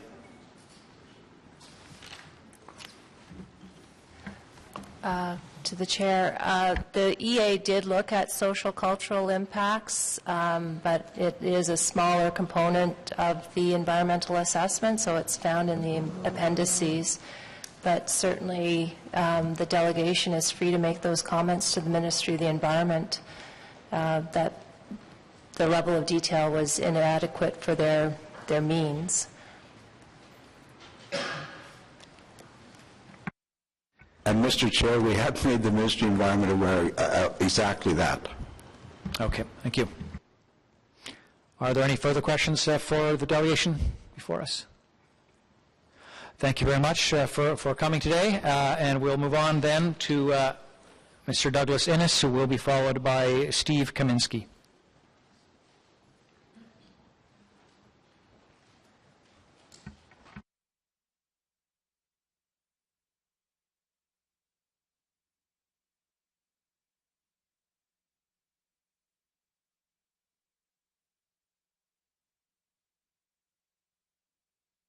Thank you. Welcome, and you have 5 minutes. Good morning. Committee members, ladies and gentlemen, my name is Doug Innes. I live on York's Corners Road in Edwards. I'm approximately 8.5 kilometers from the Taggart Miller proposed resource recovery facility. I wrote the Ministry of Environment in January 15 stating that I supported the proposal and that I felt that I was part of a silent majority of my neighbors who were either in support of the site or had no problem with it. Many would not speak out as they felt intimidated by a noisy few and they are afraid to come forward. I'm not a hired gun or a consultant. I have no ties or affiliation with Taggart or Miller. And should this project proceed, we'll receive only the satisfaction of seeing the site professionally run, properly monitored, and employing neighbors and contributing economically to the community. I grew up in the eastern end of the city. I know this property. Innes Road's named after my grandfather, who was Deputy Reeve and Reeve of Gloucester Township. So all my life, I've lived in the Ottawa Valley and in that end of the country. And I marvel in the Ottawa Valley at the diversity of materials that we have here. From decorative landscape stones to some great deposits of limestone, some of the finest quarries, excellent topsoil, peat, sand, gravel pits, all the way down the scale of materials to the lowly Leda clay, who everyone picks on. But what a bonus it is to have clay in the depth that this site is. What a bonus for an impermeable layer for a landfill site. And I come from years ago from the environmental business, and I used to get blown away by the fact that some guy in Arizona or California had to import a cloth that was embedded with clay that was half an inch to make an impermeable layer. And here we have it. We have, in my opinion, the ultimate site. I don't think a better site could be found for a landfill. Can you build on clay? I'll leave that to the engineers. I've built on clay. I've built structures on clay. We have a whole little satellite city in Orleans built on clay, and it will and can be engineered. Everything comes together with this site.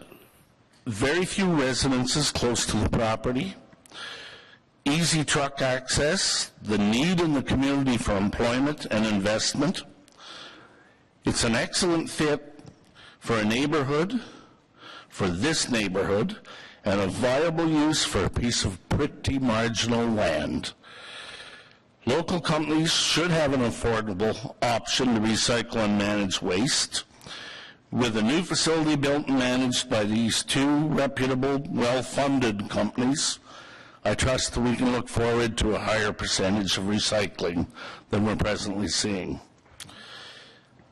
I say if you embrace environmental causes, You need to support this project, and I respectfully request that this committee show some leadership and strongly support this project. Thank you. Thank you very much, Mr. Innes. Do we have any questions for the delegation from committee? No? Is that a yes or no? Okay. It's like at an auction, you raise your hand. I might think you're about to ask a question.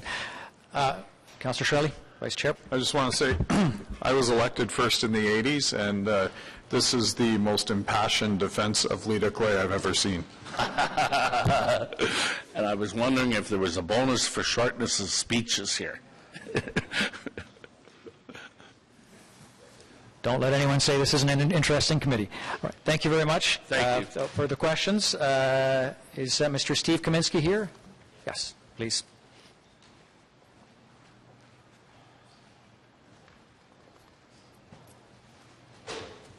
Thanks very much, Mr. Chair. I'm here in my capacity as founder and CEO of Terra 20. Some of you may know me as the executive chairman of the Colonnade Group of Companies. It's a family operation that we have that's also involved in commercial management and in construction. And my life right now is kind of linking the two: environment, health, sustainability, and commercial. And in a lot of ways I compete with the Taggart Group, so I have nothing to do with them. But I am actually in favor of the strong initiatives taken by the city in their waste plan and their ICI and C&D conversion targets. I think it's very important to have these targets and to set those targets very aggressively.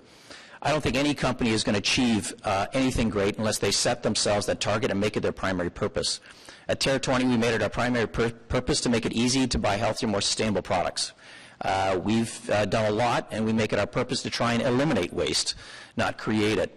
EcoBar is a good example of that, reusing containers. But at the same time, understand that commercially, we simply can't get rid of waste and eliminate it. There is going to be waste. Diversion is, I think, the most important part of this proposal, and making it the primary purpose of this organization to do that is very important. I think you can also take some examples from your residential program. If you look at the Natural Marketing Institute, which is a subsidiary of the Nielsen Rating Service down in the United States, they took a look at health and sustainability across North America. What they found was about 20% of people in the United States, 24% in Canada, make it their purpose in life to buy healthier, more sustainable products. So they go out of their way to do that. There's another 70% of people that simply do it if it was easy and they could easily convert to a healthier product and the value is there. There's another 10% who just don't care. What's extraordinary about those stats when you put it up against what you did residentially, and well over 90%, I think the number is 97% in North America of households recycle. That's an extraordinary number when you compare it to the number of people who really care. And the reason that it works is because it was made easy. And so my message here today is simply put, if you make it your primary purpose to divert, and you make it easy for corporations to divert, there's a higher likelihood of diversion. It's very simple. Most businesses are built on simple concepts. I think this is the simple concept behind this business. Okay? Make it easy for corporations to divert, and they will divert. Doesn't mean the government gets involved. It doesn't mean that you have to do anything other than to set that target. But if Taggart Miller invests like they say they're going to invest and put their might behind diversion, which it looks like from the amount of money that they're spending on diversion processes, equipment, that sort of thing, that diversion is a primary purpose. And there's lots that can be achieved by diversion. For example, this bag here, 60% made of pop bottles. There's a lot of products that are out there today that are made from diverted waste. And the more we divert, the more opportunity there is to do things like this, because the cost of that diverted waste is going to go down. The sooner you divert, the sooner the cost of these products go down. They resell this diverted waste. It's important that these raw materials come down in cost and be more readily available so that we can start to make alternative products with it. There's a lot of great companies doing a lot of great things using diverted waste. And I think that the commercial sector is way underrepresented. It's not easy for the commercial sector. We have to make it easier.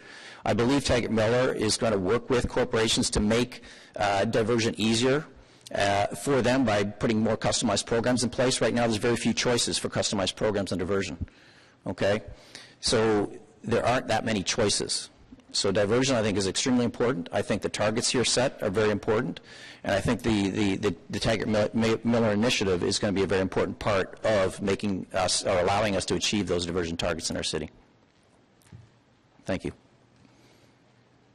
Thank you very much, Mr. Kaminsky. I have a question. You can let me know if you're qualified enough in the area that I'm asking to answer this question. But one of the motions indicated that a desire to have the pricing, essentially that sending materials to landfill not be cheaper than diverting and recycling, so that one is not undercutting the other. Is that something that you've experienced? Have any comment on as someone operating more on the retail and the commercial side? Yeah, I think this gets into the business initiative.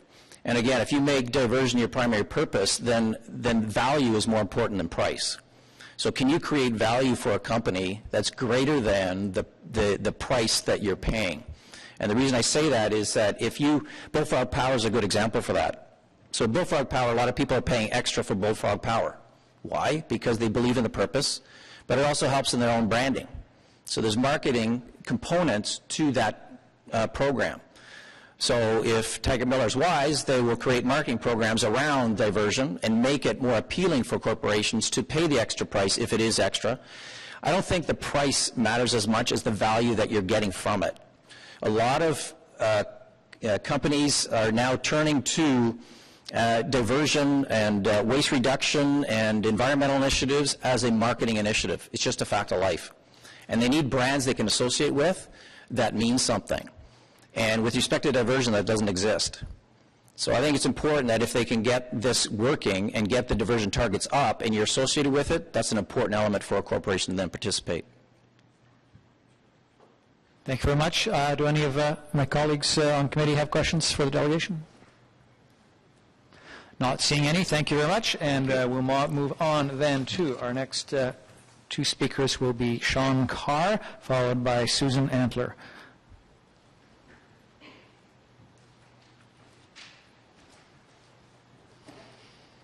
And Mr. Carr, please clarify, you are speaking on behalf of or representative of the Building Owners and Managers Association? Yes, I am. Thank you. Good morning, Council. On behalf of the Chair, I appreciate the welcome.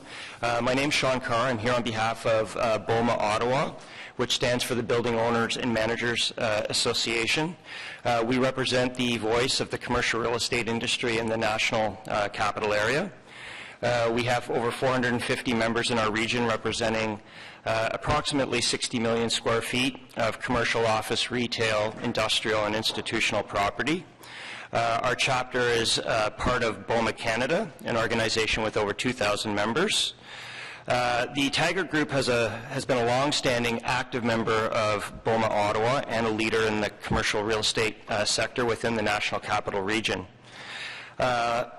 As Mr. Kaminsky stated a moment ago, buildings have a major impact on our environment, and this initiative represents a significant opportunity to divert more commercial waste from landfill and also assist the city in meeting its waste diversion targets. There are currently very few commercial waste recycling options for our members in Ottawa. Progressive landlords are sorting their waste at their buildings, which requires staff time and additional bin storage for pre-sorting. Waste is also one of the key areas of environmental performance and management in a building that tends to be very difficult for a landlord or manager to have total control over because it's so impacted by tenant behavior. We understand that CRRC will also sort and recycle at the facility, which will further increase the amount of commercial waste that is currently being diverted through existing waste diversion programs at individual buildings. BOMA Canada also offers a certification program called BOMA Best, which is a green building rating system for commercial office buildings, much like LEED. It critically assesses owners and managers' environmental performance in 6 key areas, one of which is waste reduction. It rewards owners that have waste diversion programs and policies in place, and those that are auditing and monitoring the amount of waste they are diverting, and even setting targets for further waste reduction at their buildings.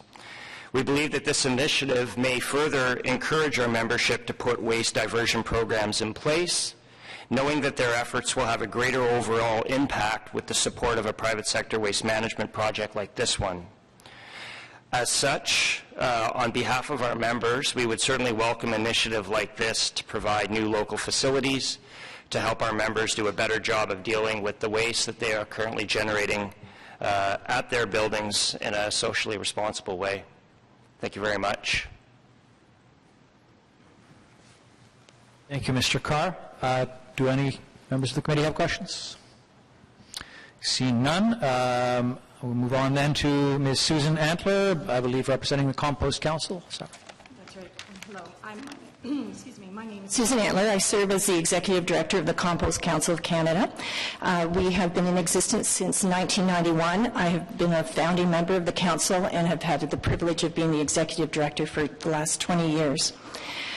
Composting and organics recycling is the number one benefit that you can put your attention towards in terms of being really responsible from the environment perspective.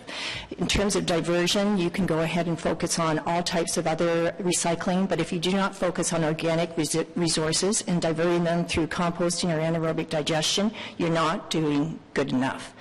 From an IC&I perspective, IC&I generates 2/3 of the waste that's created in Canada. Residential is 1/3.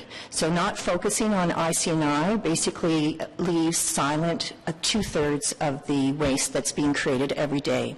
From a food waste perspective, more and more you're hearing about the fact that 1/3 of all the food is produced in Canada and around the world is wasted.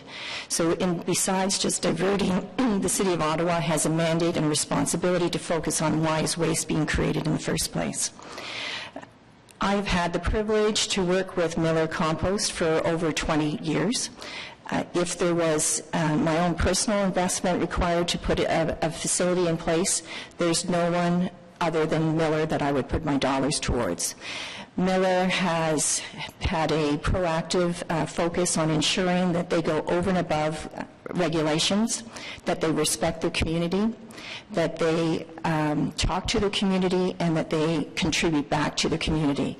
We have resources and research that says that organics recycling is basically the only recycling effort that you can do to create local jobs from beginning to end.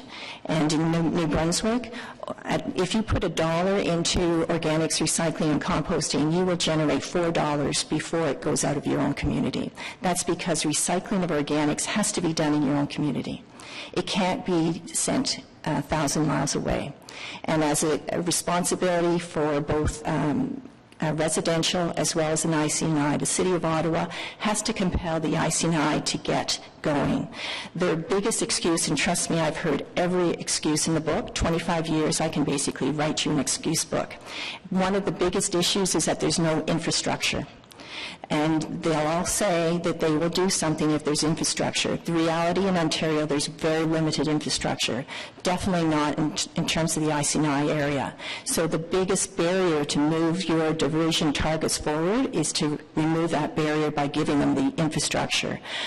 Personally, we also need to make sure that the pricing is correct in terms of making it compelling for organics recycling, which requires more value-added work to be competitive against other alternatives such as landfill.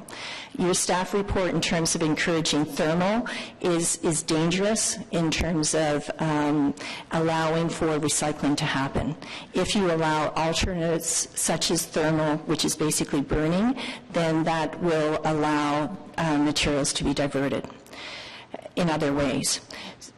So I guess in terms of the net is that I can't think of one thing more important than you putting organics recycling forward. It helps in terms of diverting waste. This year is the International Year of Soils from the United Nations. We forget about the value of returning good material back to the soil. That's what happens when you compost. That's what happens when you compel your residents as well as your IC&I that represents 2/3 of the waste that's created in this area. You have to give them an opportunity. You have to remove a barrier. The barrier that they have right now is that there's no infrastructure. The people that should be here in this room are basically the 10-year-olds because they're the decision makers for the future. It's our legacy that we're going to be creating for them, and what kind of soil do you want to create, what kind of system do you want to generate to allow for the right infrastructure for them when they take over. Thank you very much. Do any of my colleagues have questions? Councillor Blais? Thanks. It's a question to staff just coming from the comments. The thermal, if I understood our thoughts on thermal, it was thermal to process the residual instead of landfill. Was that not the case? So there would still be recycling, and it was to encourage thermal instead of fill. Yes, sorry, Chair, through you to the councillor, the intent is to have very effective diversion ahead of any concept of thermal processing, but that has been our strategy and continues to be.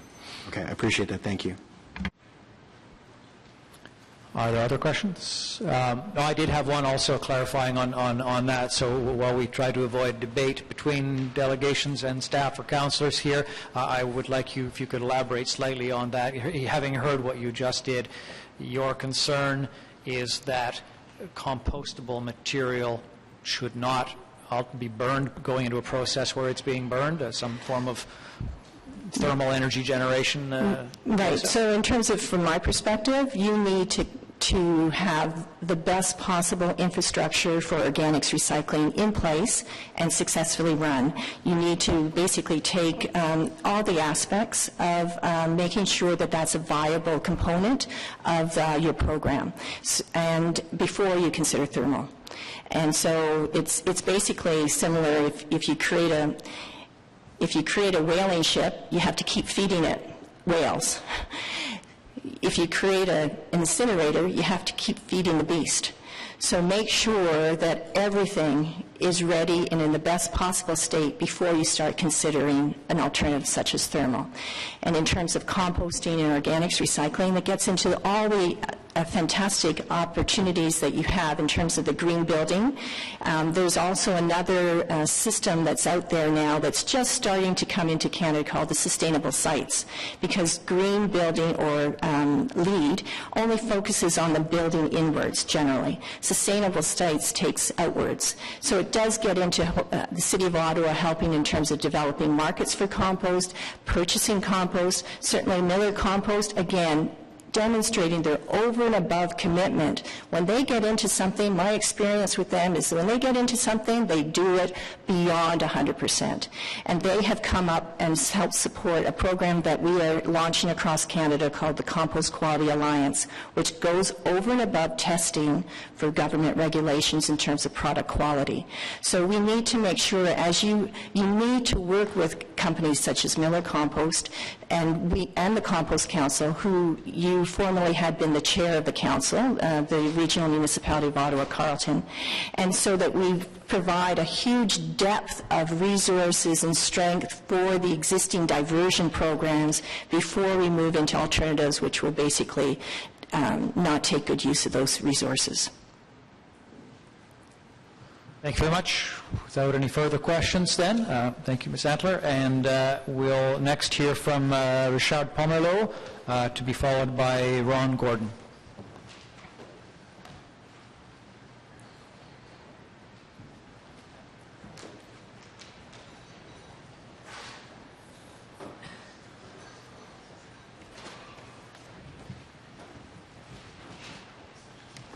Good morning. My name is Richard Pomerleau. I'm with our Pomerleau Limited.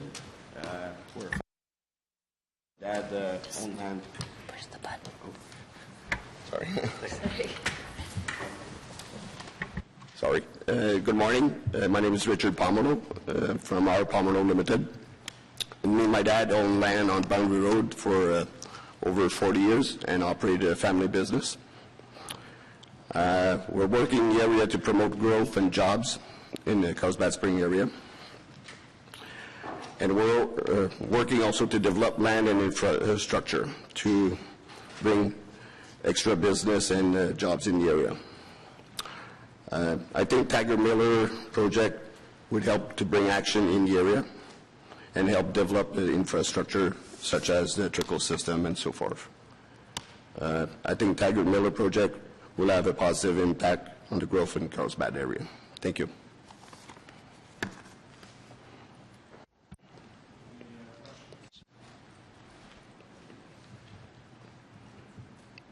Okay, thank you very much.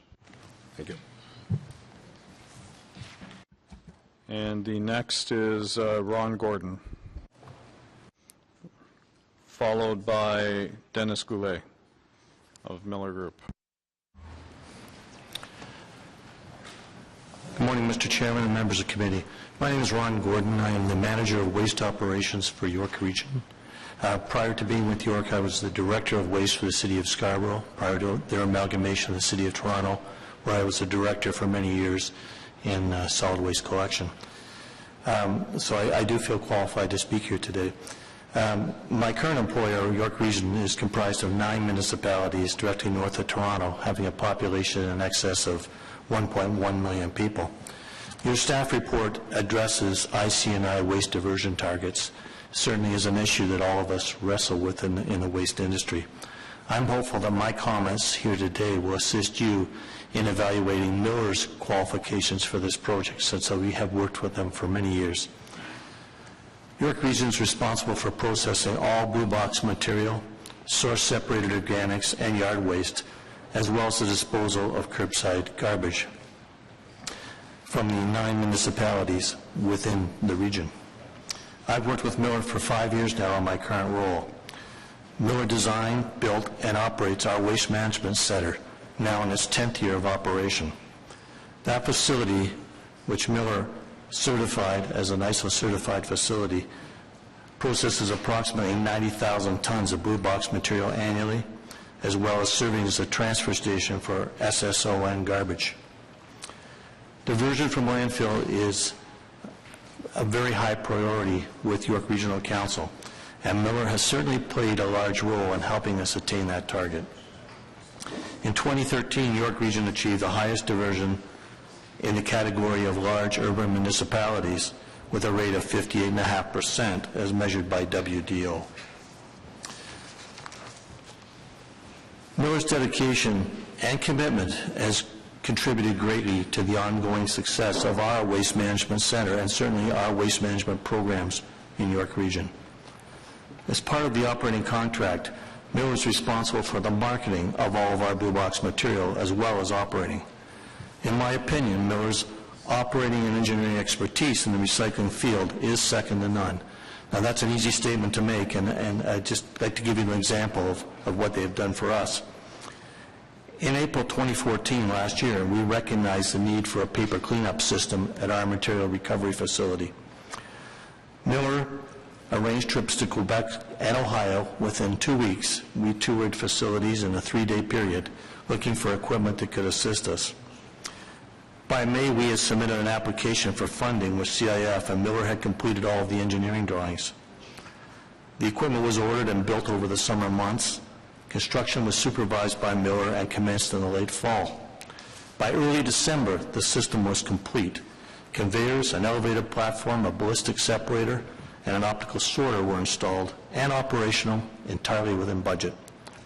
That system was designed to recover 90% of the misdirected material from the fiber stream. The first audit showed we attained 88%. So, in closing, I'd just like to say that from my experience in dealing with Miller for many years, if they claim they can do something, they will do it, and it will be well done. Thank you. Thank you. Members of the committee, are there any questions? No. Okay, thank you very much. Thank you. And next up, Taggart and Miller Group.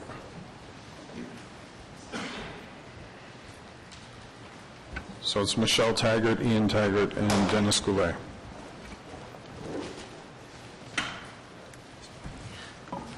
We have a presentation. It should be loaded up somewhere. I think it's called. I think it's already loaded. Oh, is it? Oh, okay, sorry. It's fine.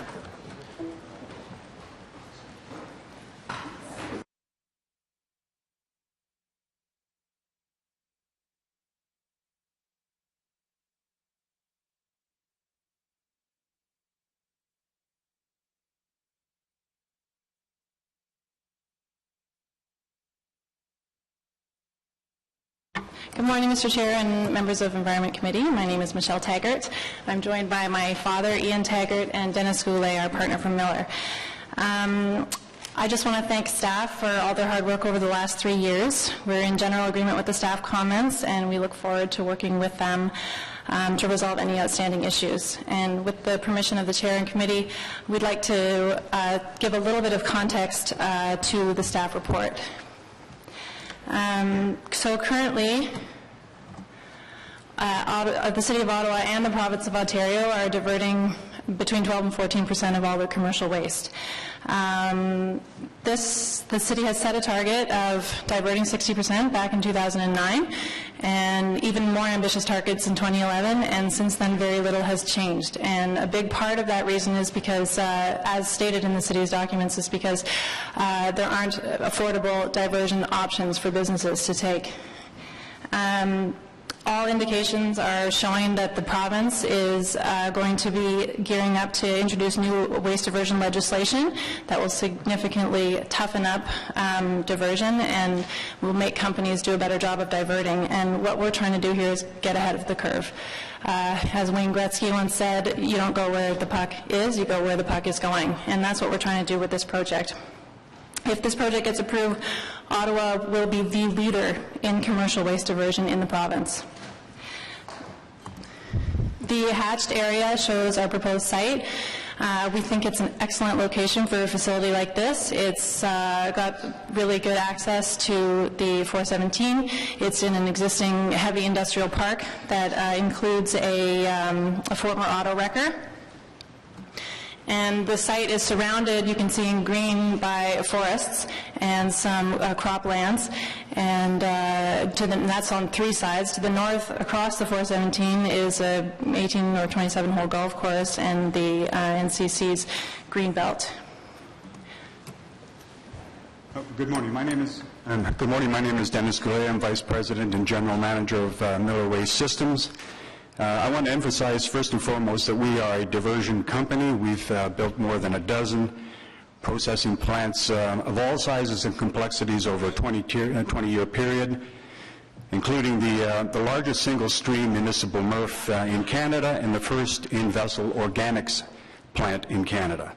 So what we're proposing here is a pioneering facility which will include the most comprehensive range of material recovery technologies on one site. The result will be the highest diversion rate for IC&I waste in Ontario and significant economies of scale because this is truly an integrated system.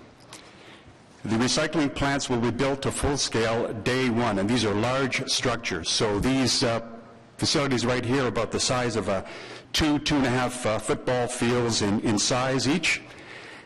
This facility will have a MRF, a material recycling facility, that will be single stream for printed paper and packaging materials. We're going to have an organics processing facility which will target principally restaurant waste, food processors, food wholesalers, and retailers.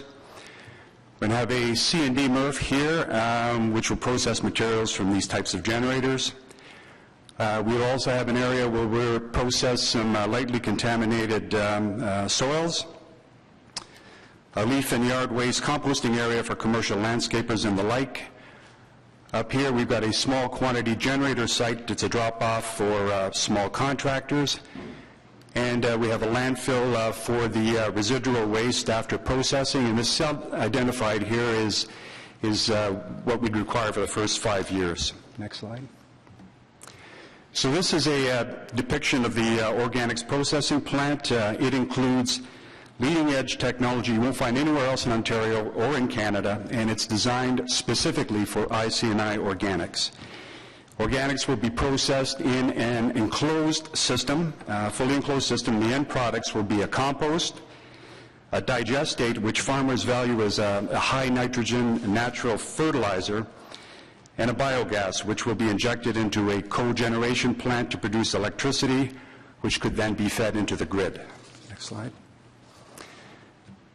The diversion rate we're targeting is 43 to 57%. Miller doesn't currently collect IC&I waste in Ottawa, but to the best of our estimate, we expect we're going to be in that range. And what we have to remember is overall includes a number of components that we've broken down in the EA table, including organics. Organics is an IC&I waste, and so we're very comfortable with this with this target. And if we exclude soils, we're still anticipating a range of 34 to 50%, which is still a quantum leap from the current diversion rate of 12 to 17%, a rate that has been stagnant for well over 10 years.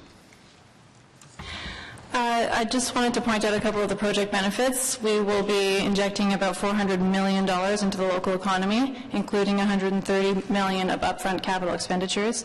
The operating expenditures per year are anticipated at $16.2 million. We're talking about 80 to 100 full-time jobs for the entire life of the project, and that's in addition to hundreds of construction jobs that we'll be providing as we get up and running. We have a 5-kilometer property value protection plan, which is the largest in Ontario, and we'll be offering a per-ton community benefit package. And the community fund would be directed to projects and activities chosen by the local community that could include recreational or community environmental initiatives, among other things. So in conclusion, I'd like to thank the city staff and the Environment Committee for all the effort they've put into reviewing this project. Our team has met with the city's staff numerous times over the last 3 or 4 years as part of the environmental review process. We believe that we had made significant progress in resolving all of the outstanding issues. The Taggart Group is a family business that has been actively involved in development and municipal construction in Ottawa for almost 70 years. Our partners, the Miller Group, have a similar family involvement in municipal construction and waste management across Ontario and Canada. We believe that this project will be a significant step forward in the waste management for the Ottawa area. It will set a new standard for ICI and C&D diversion for the City of Ottawa and the Province of Ontario. On behalf of our team, I would like to thank the committee for taking the time today to hear our submission. Thank you. Thank you very much. We'll go to questions from committee members, and I'd like to remind committee members this would be your one and only opportunity to ask for responses from the delegation, the proponent in this case, on any aspect of the city's comments that we ultimately are looking to approve here today, a possible response or potentially to the motions that we'll soon be debating. So I have already signed up Councillors Cloutier, Shirley, and Blais, and please indicate if you'd like to be added.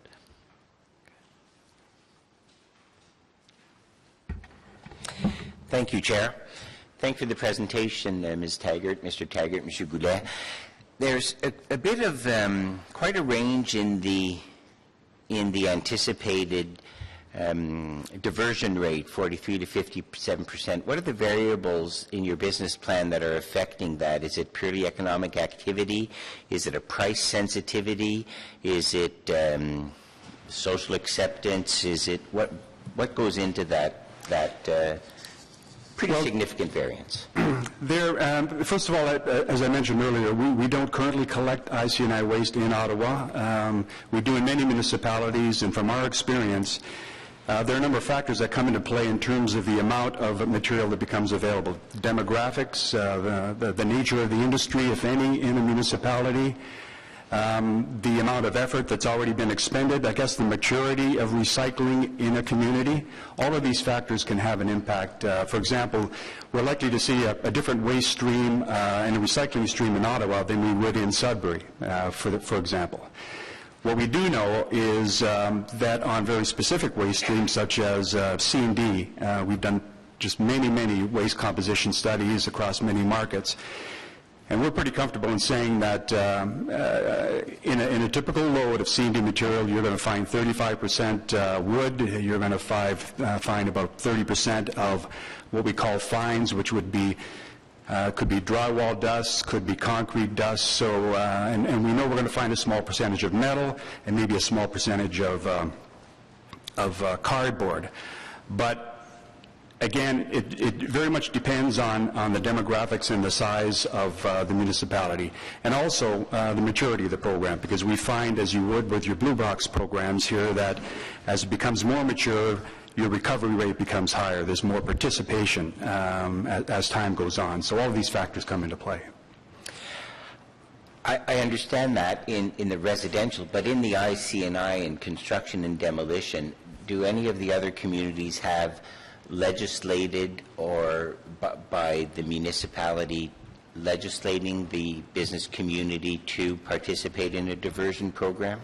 In Ontario, not to my knowledge. In Nova Scotia, where we also operate, yes, there are very tight regulations. There are landfill bans on certain materials, and the diversion rates are extremely high in Nova Scotia because of that. And I know that's something that's contemplated here by the Ministry of the Environment in Ontario, and frankly, we would welcome that development. We'd love to see landfill bans on certain types of materials or disposal levies on residual waste, because that will only drive more material to facilities such as what we're proposing here in Ottawa. Thank you. Thank you, Chair. Thank you. Next is Councillor Shelley.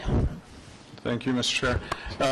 I was wondering if you could comment on the staff response regarding leachate treatment.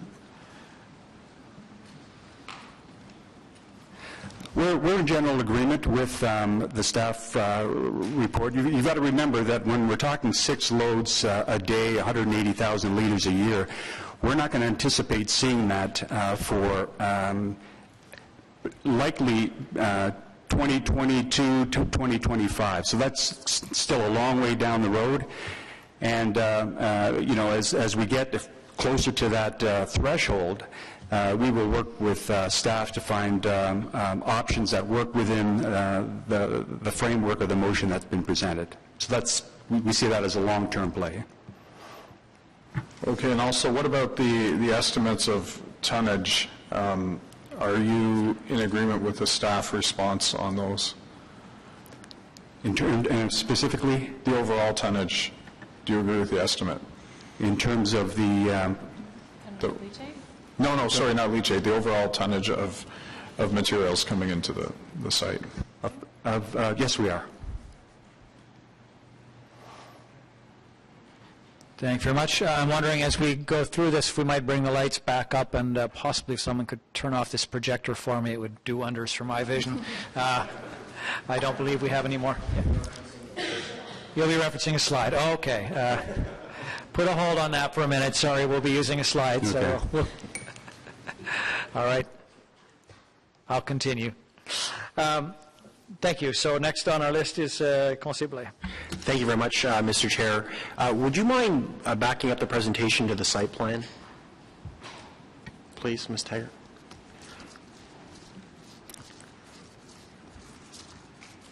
Thank you. Perfect. Nope, that one, yeah. I'm wondering, on day one, what will we see of what's there? Okay. Sorry, you go ahead. Yeah, on day one, we will have constructed all of the infrastructure that we see up here. You know, it's most cost-effective and less disruptive to build these buildings, all of the recycling plants, day one.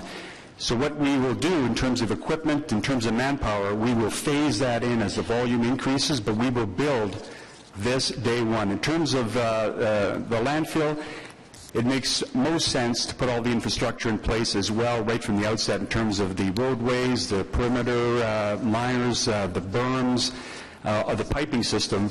But we, again, don't anticipate going anywhere near this part of it for many years. But recycling, those facilities will be in place day one. Explain to me the phasing. So the buildings will be there, but what actual recycling processes will be in place on day one? All of them. All of them.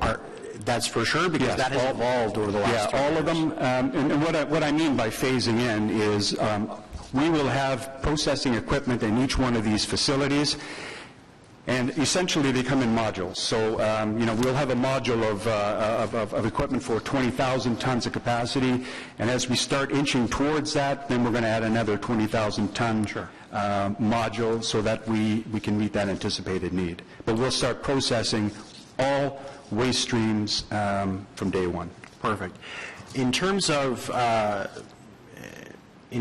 cells, so what we're seeing on that slide is the first cell. Right. How many cells in totality will there be at build-out? I think there's about 8 cells, which each have a 5-year So just to be perfectly clear, that build-out, the entirety of the balance of the white area will be landfill as well? That's right. Ultimately, yes. Perfect.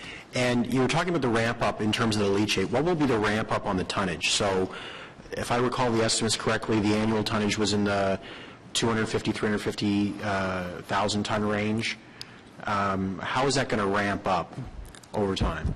Well, we just have projections at this point in time, but we expect that at the outset we're probably looking at a couple of 100 tons a year, 100,000 tons a year at the startup, and it'll gradually ramp up as the market becomes more mature, as we develop more customer relationships. We're going to have to establish collection routes that are geared to the types of recyclable materials that we want to bring into this facility. So we expect it's going to be a gradual ramp up and over time. Okay. So that leads me to my next question, which is directly relating to the community benefit, which is actually part of the environmental assessment, Mr. Chair. Can you explain what your view on the community benefit is in terms of, you mentioned a per tonnage rate, what that might look like? Yes, Mr. Chair. The per ton rate that we're proposing at this time is 47 cents a ton, which is in line with the Friends of Maribla and the Navan landfill.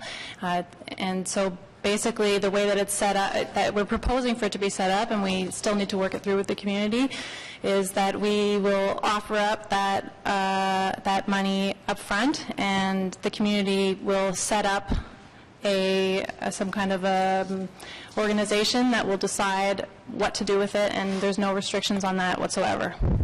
When you say up front, obviously as the tonnage phases in, there will be a little bit of money in year 1, 2, it'll grow over time. Right. Are you saying that you'll offer more money than the year 1 tonnage up front so that bigger projects can be undertaken and then it'll kind of be paid back over time, or how? We are certainly willing to have that conversation. Wonderful. Well, in the context of having a landfill. In terms of the methane gas, I'm still not sure how we're dealing with methane. Can someone explain how the methane is going to be dealt with? There'll be collection systems built into the infrastructure of this facility that will collect the gas. And also in the organics processing facility, one of the desirable byproducts is a biogas, which we intend to feed into a cogeneration system, burn that material in a combustion engine, and turn a turbine and produce electricity that we would intend to feed into the grid. So that's a valuable commodity, and we want to capture it. And as part of the environmental assessment application, have you applied to the Ministry of Energy for that cogen transfer back, we will, et cetera? yes, we will. We've made it clear that's our intention. But that is a separate, you still have to be approved for that process. Okay. Finally, Mr. Chair, I just have some questions about draft motion number 3, or relating to draft motion number 3, introduced by Councillor Cloutier, around governance and some of these issues. It will come as no surprise to the three of you that it's been a rocky road, to say the least, the last 3 years. The introduction into the community perhaps was not the best, and the psychological contract with the community was broken pretty early. And so I'm wondering what steps, as an organization, are you going to take above and beyond what you've already articulated to try to repair that relationship should your facility be approved? Sure. Well, Mr. Chair, we are totally open to working with the community. We want to work as closely with the community as we can. I know that some people in the community have been unhappy with our proposal, but I wouldn't say that overall it's been terrible. You've heard from one delegation who thinks that what we're doing is just fine. But we have been trying to talk to the community about this community fund, and will continue to try and reach out and do what we can to work together. Okay. We also support the motion of establishing a public liaison committee. I think that's really critical, and we fully support all of the components of that motion. And I've certainly been involved in PLCs elsewhere, and they work wonderfully well and involve the community as a whole. And sorry, one more, Mr. Chair, something that hasn't we haven't really touched on, but it's the concern from the community that I'm not sure we've made a lot of progress on addressing, and that is the issue of groundwater contamination and a base liner. So can you explain for the community why a base liner was rejected as part of the necessity of the engineering, and why, in your opinion, it would not provide any additional benefit in terms of groundwater penetration, et cetera? Mr. Chair, would it be all right if we brought up our engineer to respond to that question? Okay.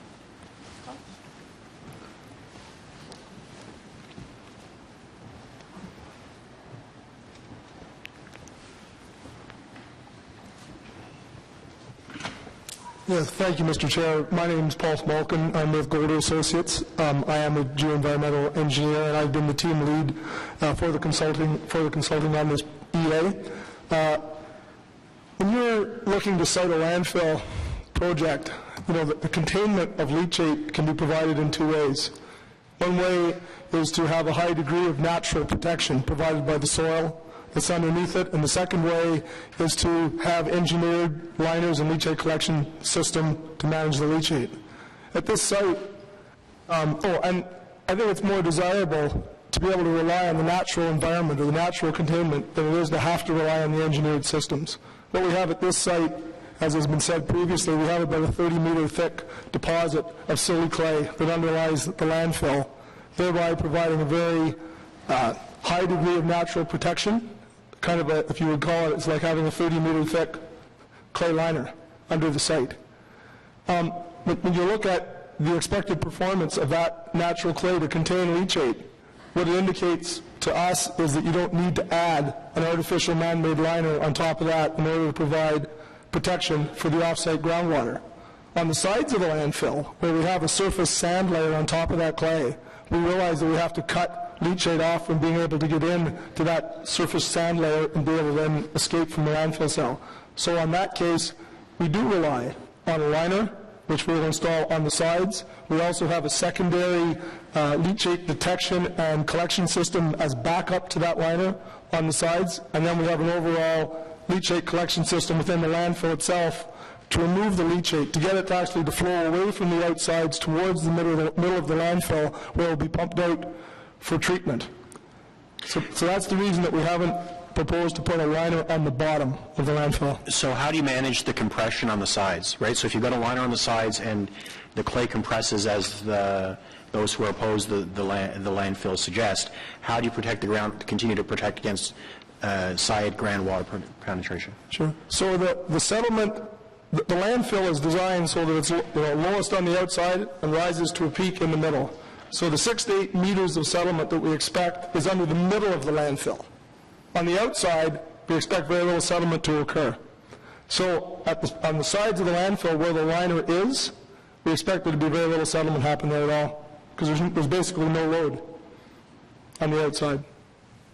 Okay. Thank you very much, Mr. Chair. Thank you, Councillor. I have Councillor Leeper next. Thank you, Mr. Chair. You've actually answered one part of the question that I will pose, which is we have 4 motions in front of us on which we're going to be voting, and I just wanted to get the company's input into these. Are these, for the most part, something that you are happy to support? Certainly, on the face of it, I think I'll be supporting my colleagues' motions, but do you see any areas that are particularly problematic? Thank you, Mr. Chair. Yes, we support the motions, and we don't see any major problems. It'll give us some constraints to work within, but we feel comfortable that we can work together under these conditions. Thank you, Mr. Chair. Thank you. Councillor Brockington indicates that was his question too, so one step forward. Councillor Moffat. Hi, thanks. I just had a quick question in regard to your leachate management. I understand you're doing pre-treatments on site. I know it's come up in the past. I know it's been written about. I can't attest to have read everything. I have an entire wing of the Goulburn Town Hall that's dedicated to waste management files. So I know that the files on landfills are quite extensive. So apologies if I may have missed something. But on-site treatment, why was that discarded, or is that still a possibility going forward?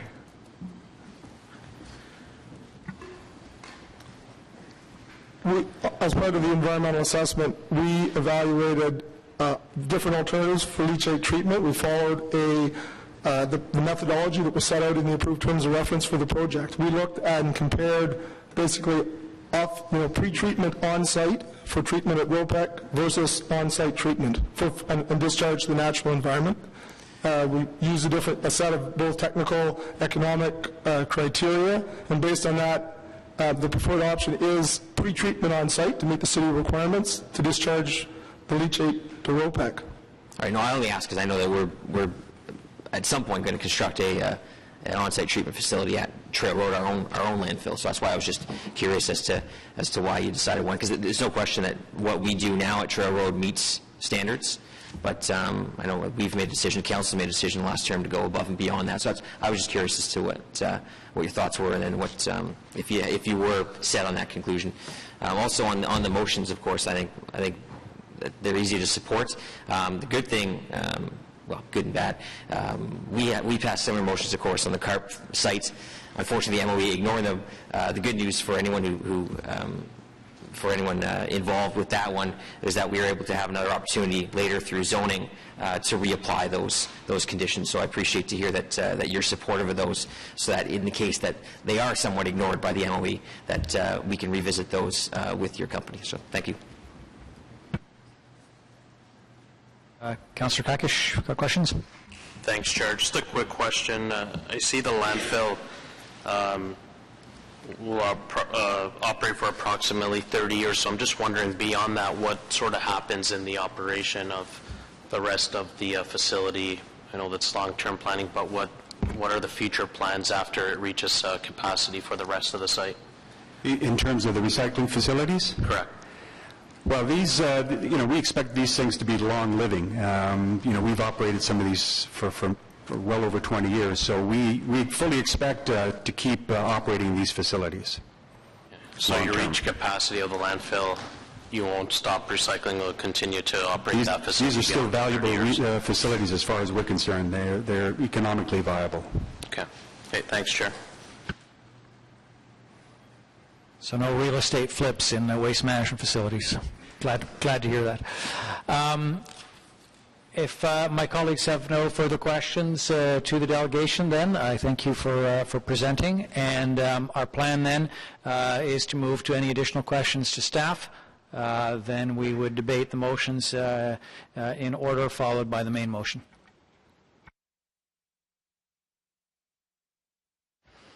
Councillor Leeper to start. Thank you. For staff, a few questions. The first of which is something I think Councillor Blais touched on.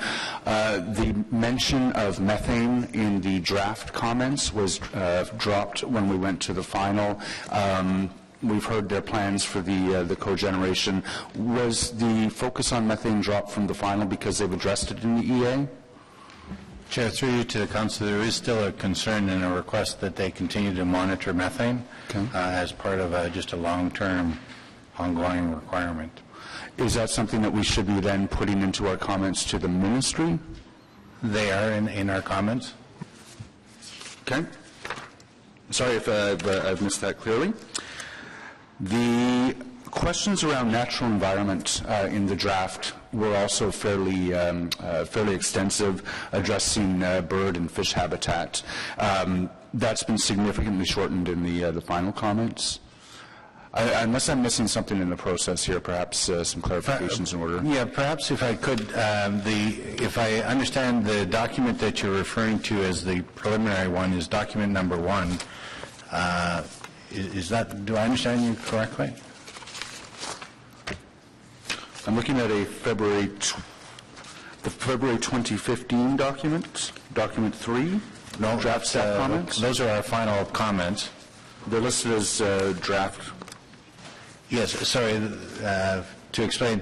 Okay. We've submitted staff's comments as draft until such time as we were able to get committee and council, and so endorsement of them. So today is the first step of moving to finalize those and resubmitting them as final, if you will. You saved me a whole whack of time. Thank you. The only question I have then is with respect to comments.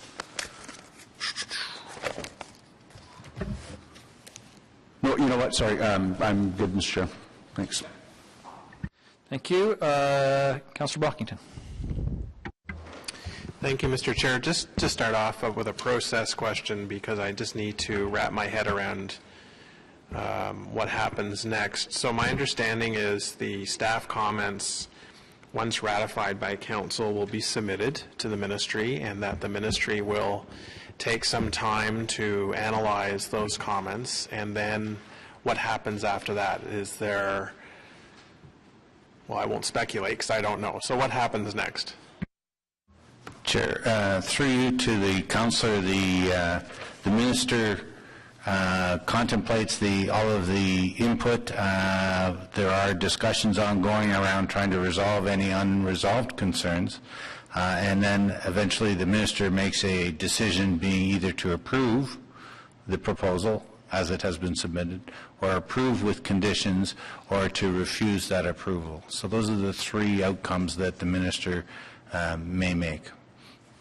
And before that decision is rendered, will they say is it possible that the ministry will say we have some let's just call them concerns with this, and we want you to go back and address them either with the community or the proponent before we provide you with a final rendering of our decision? Is that something that's happened in the past? Yes, in fact it is that our comments, once the council has approved them, will be submitted in formal. There are some areas that the minister may share with the proponent and say, okay, how can we resolve these, or are these valid, or what's your response? And there is a bit of a back and forth that goes on in terms of refining and defining that final proposal. Okay, thank you. Would it be fair to suggest, and I don't want to put words in staff's mouth, but that the proponent is moving forward with this because they believe the industrial, commercial, institutional construction, demolition, waste sector, waste diversion is being underserved in Ottawa, and one way to address that is to open this facility in the East End to get the waste diversion stats much higher. And what I'm trying to get at here is, if the capacity already exists within our assets within Trail Road, why would we just not focus on that site and promote the heck out of it? Our diversion rates, as we've seen on the screen, are quite low. So if the capacity already exists, why are we not focusing on what already exists and going full steam ahead with that?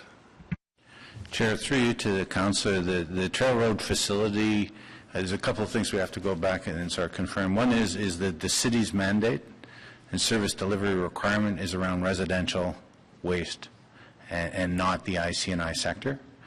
The other thing to understand is that the Trail Road facility, like all landfills, have a very finite lifespan around them and are ever increasingly or ever more difficult and expensive to replace.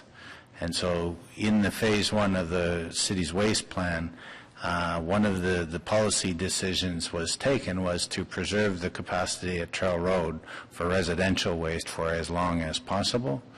I think the other important element to understand here is the ratio of residential waste to IC&I sector waste, and it's very much the mouse and the elephant sort of thing. The residential waste is a much smaller component of the overall community disposal, and were the city to consider accepting that disposal, you would very quickly close the Trail Road capacity, whereas now we're sitting with expectancy out to 2044, 45, something out there.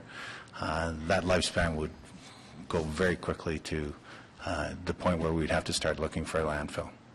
Thank you for that clarification. So the this proposal could very well be a major way to address ICI waste. Is that correct? That's correct. Okay, thank you. On page 10, just a very minor point, Mr. Chair, under general comments. Is talking about an annual report should be provided to the mayor, the affected councillors, and the GM for environmental services. I would like to ask staff to consider they amend this paragraph to add that it also come to this committee for information, that this committee, this is definitely within our portfolio, and if it's going to, and maybe that's automatic, but I think if it's a staff report about what or who the annual report should go to, it should include the Environment Committee of the city. Finally, just a question about, say on the same page, about funding for affected community members, and there was reference to a fund being set up, which I don't know too much about, but I'm just trying to look historically whether there have been proponents who have contributed to some sort of general community fund where the community could decide how to allocate those funds, not just one time, but over the history of a project as it existed in the local community. Are there any other circumstances that I could be reminded of, educated about? Chair, through you to the councillor, yes, that's in place for other landfills here in the city. But does it pertain to anything other than a landfill?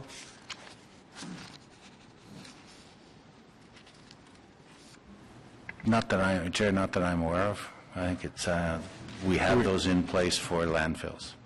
We used to have them for distribution of surplus reserve funds from the legacy municipalities in Nepean and Cumberland. So, Mr. Chair, to address your question of 90 minutes ago, I do support the staff comments going to the ministry, which is what we're debating now.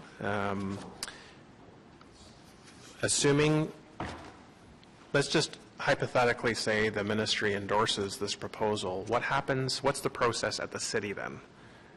Does it come back to, does it go to planning committee? What happens?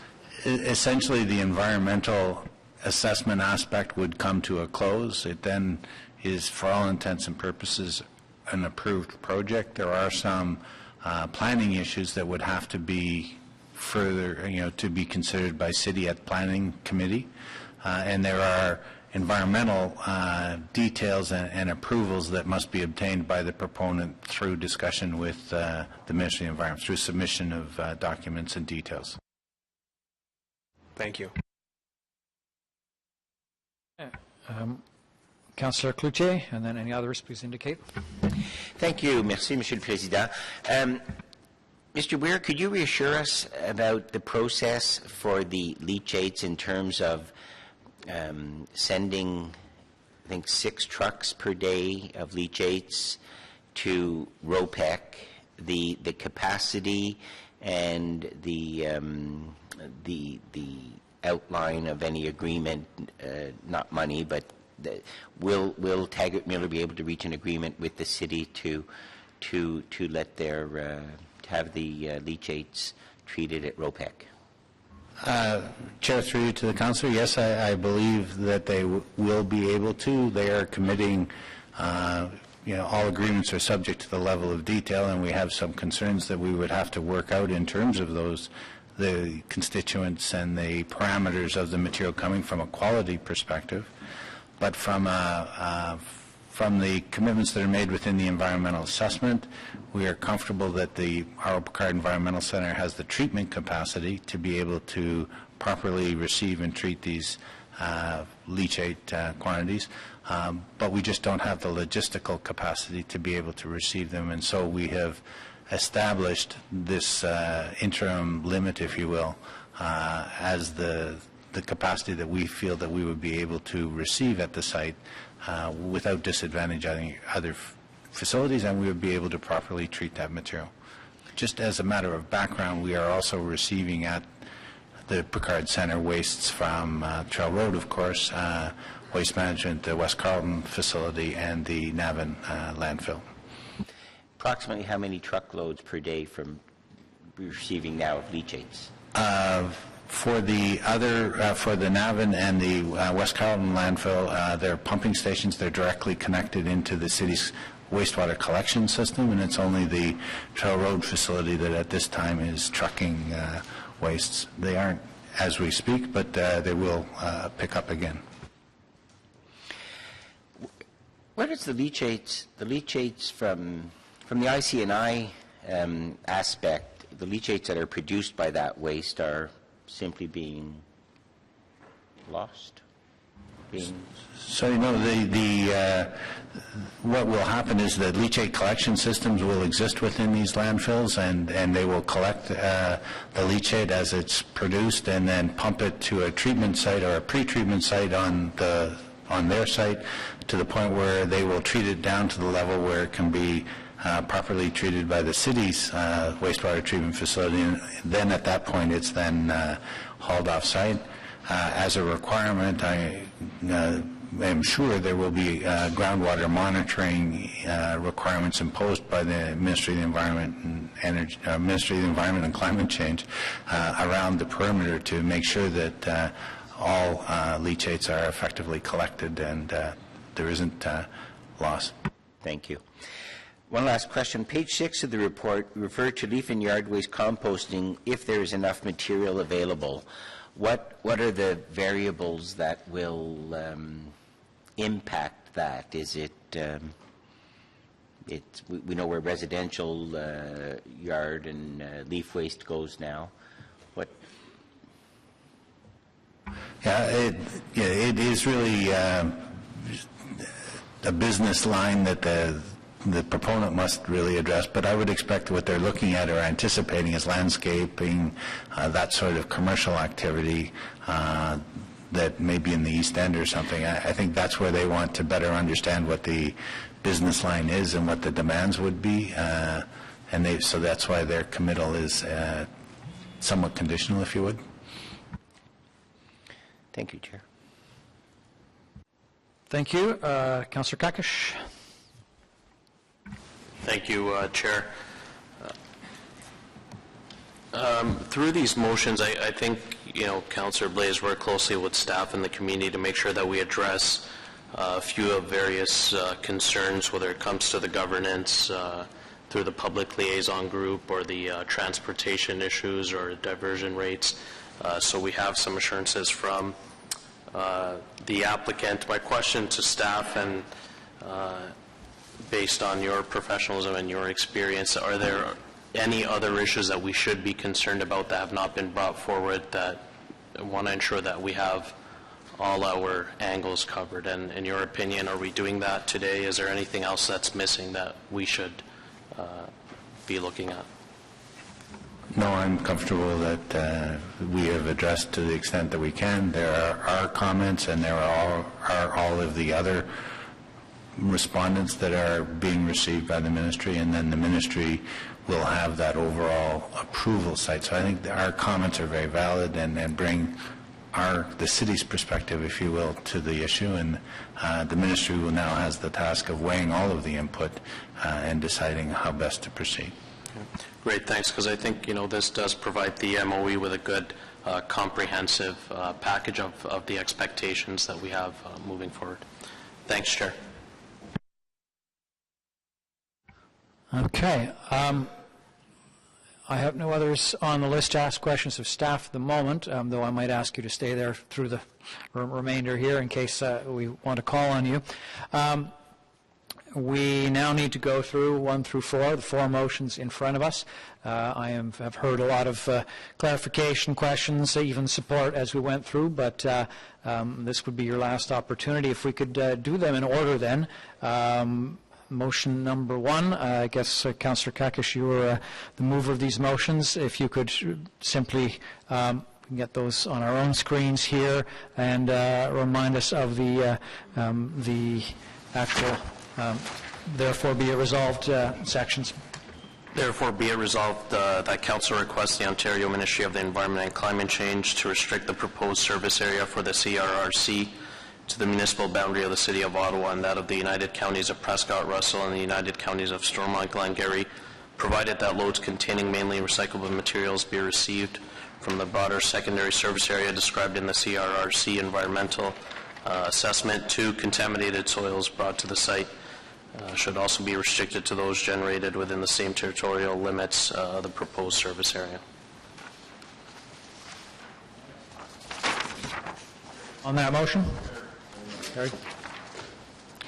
Motion number 2 then, please. Therefore, be it resolved that Council, 1, requests the Ministry put in place programs and policies necessary to move the ICI and CD sector from its current 17% diversion rate to the Ministry and the City's target of 60% diversion before considering future landfills to dispose of ICI and CD waste where all reasonable efforts have been made to first divert the waste. 2, request that if the Ontario Minister of the Environment and Climate Change choose to approve the CRRC, City of Ottawa urges the Minister require the company to build recycling facilities at the same time as landfill facilities. 3, request that if the Ontario Minister of Environment and Climate Change choose to approve the CRRC, the annual maximum tonnage capacity approved for the recycling and composting facilities be in alignment with the province's ICI and CD diversion target. 4, that if the Ontario Minister of Environment and Climate Change choose to approve the CRRC to not count contaminated soils used to cover or other uses on the property at the Capital Region Recovery Centre towards the facility's diversion rate. Request that if the Minister of Environment and Climate Change choose to approve the CRRC, the proponent be barred from charging less for waste loads going directly to landfill disposal than it does for loads processed through the on-site diversion facilities. Thank you. On this motion?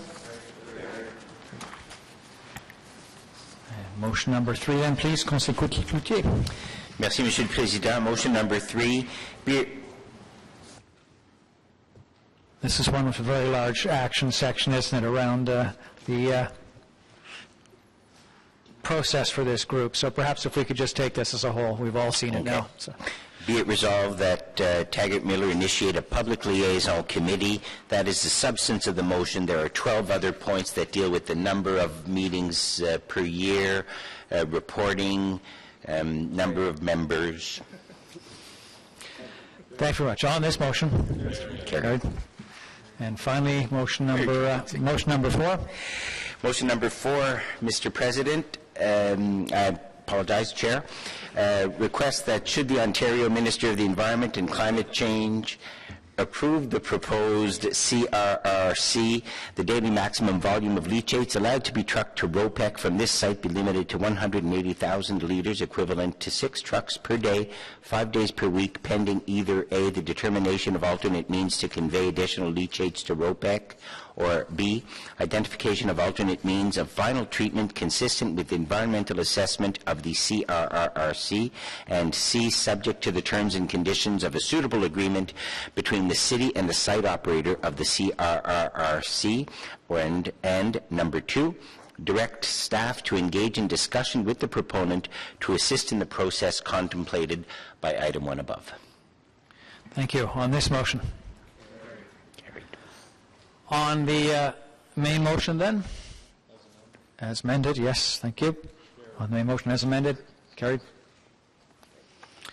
Thank you. That takes us then to our final item today.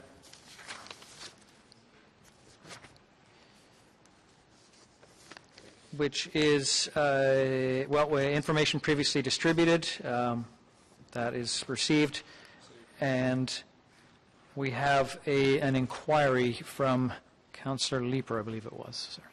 Thank you, Mr. Chair. An inquiry today.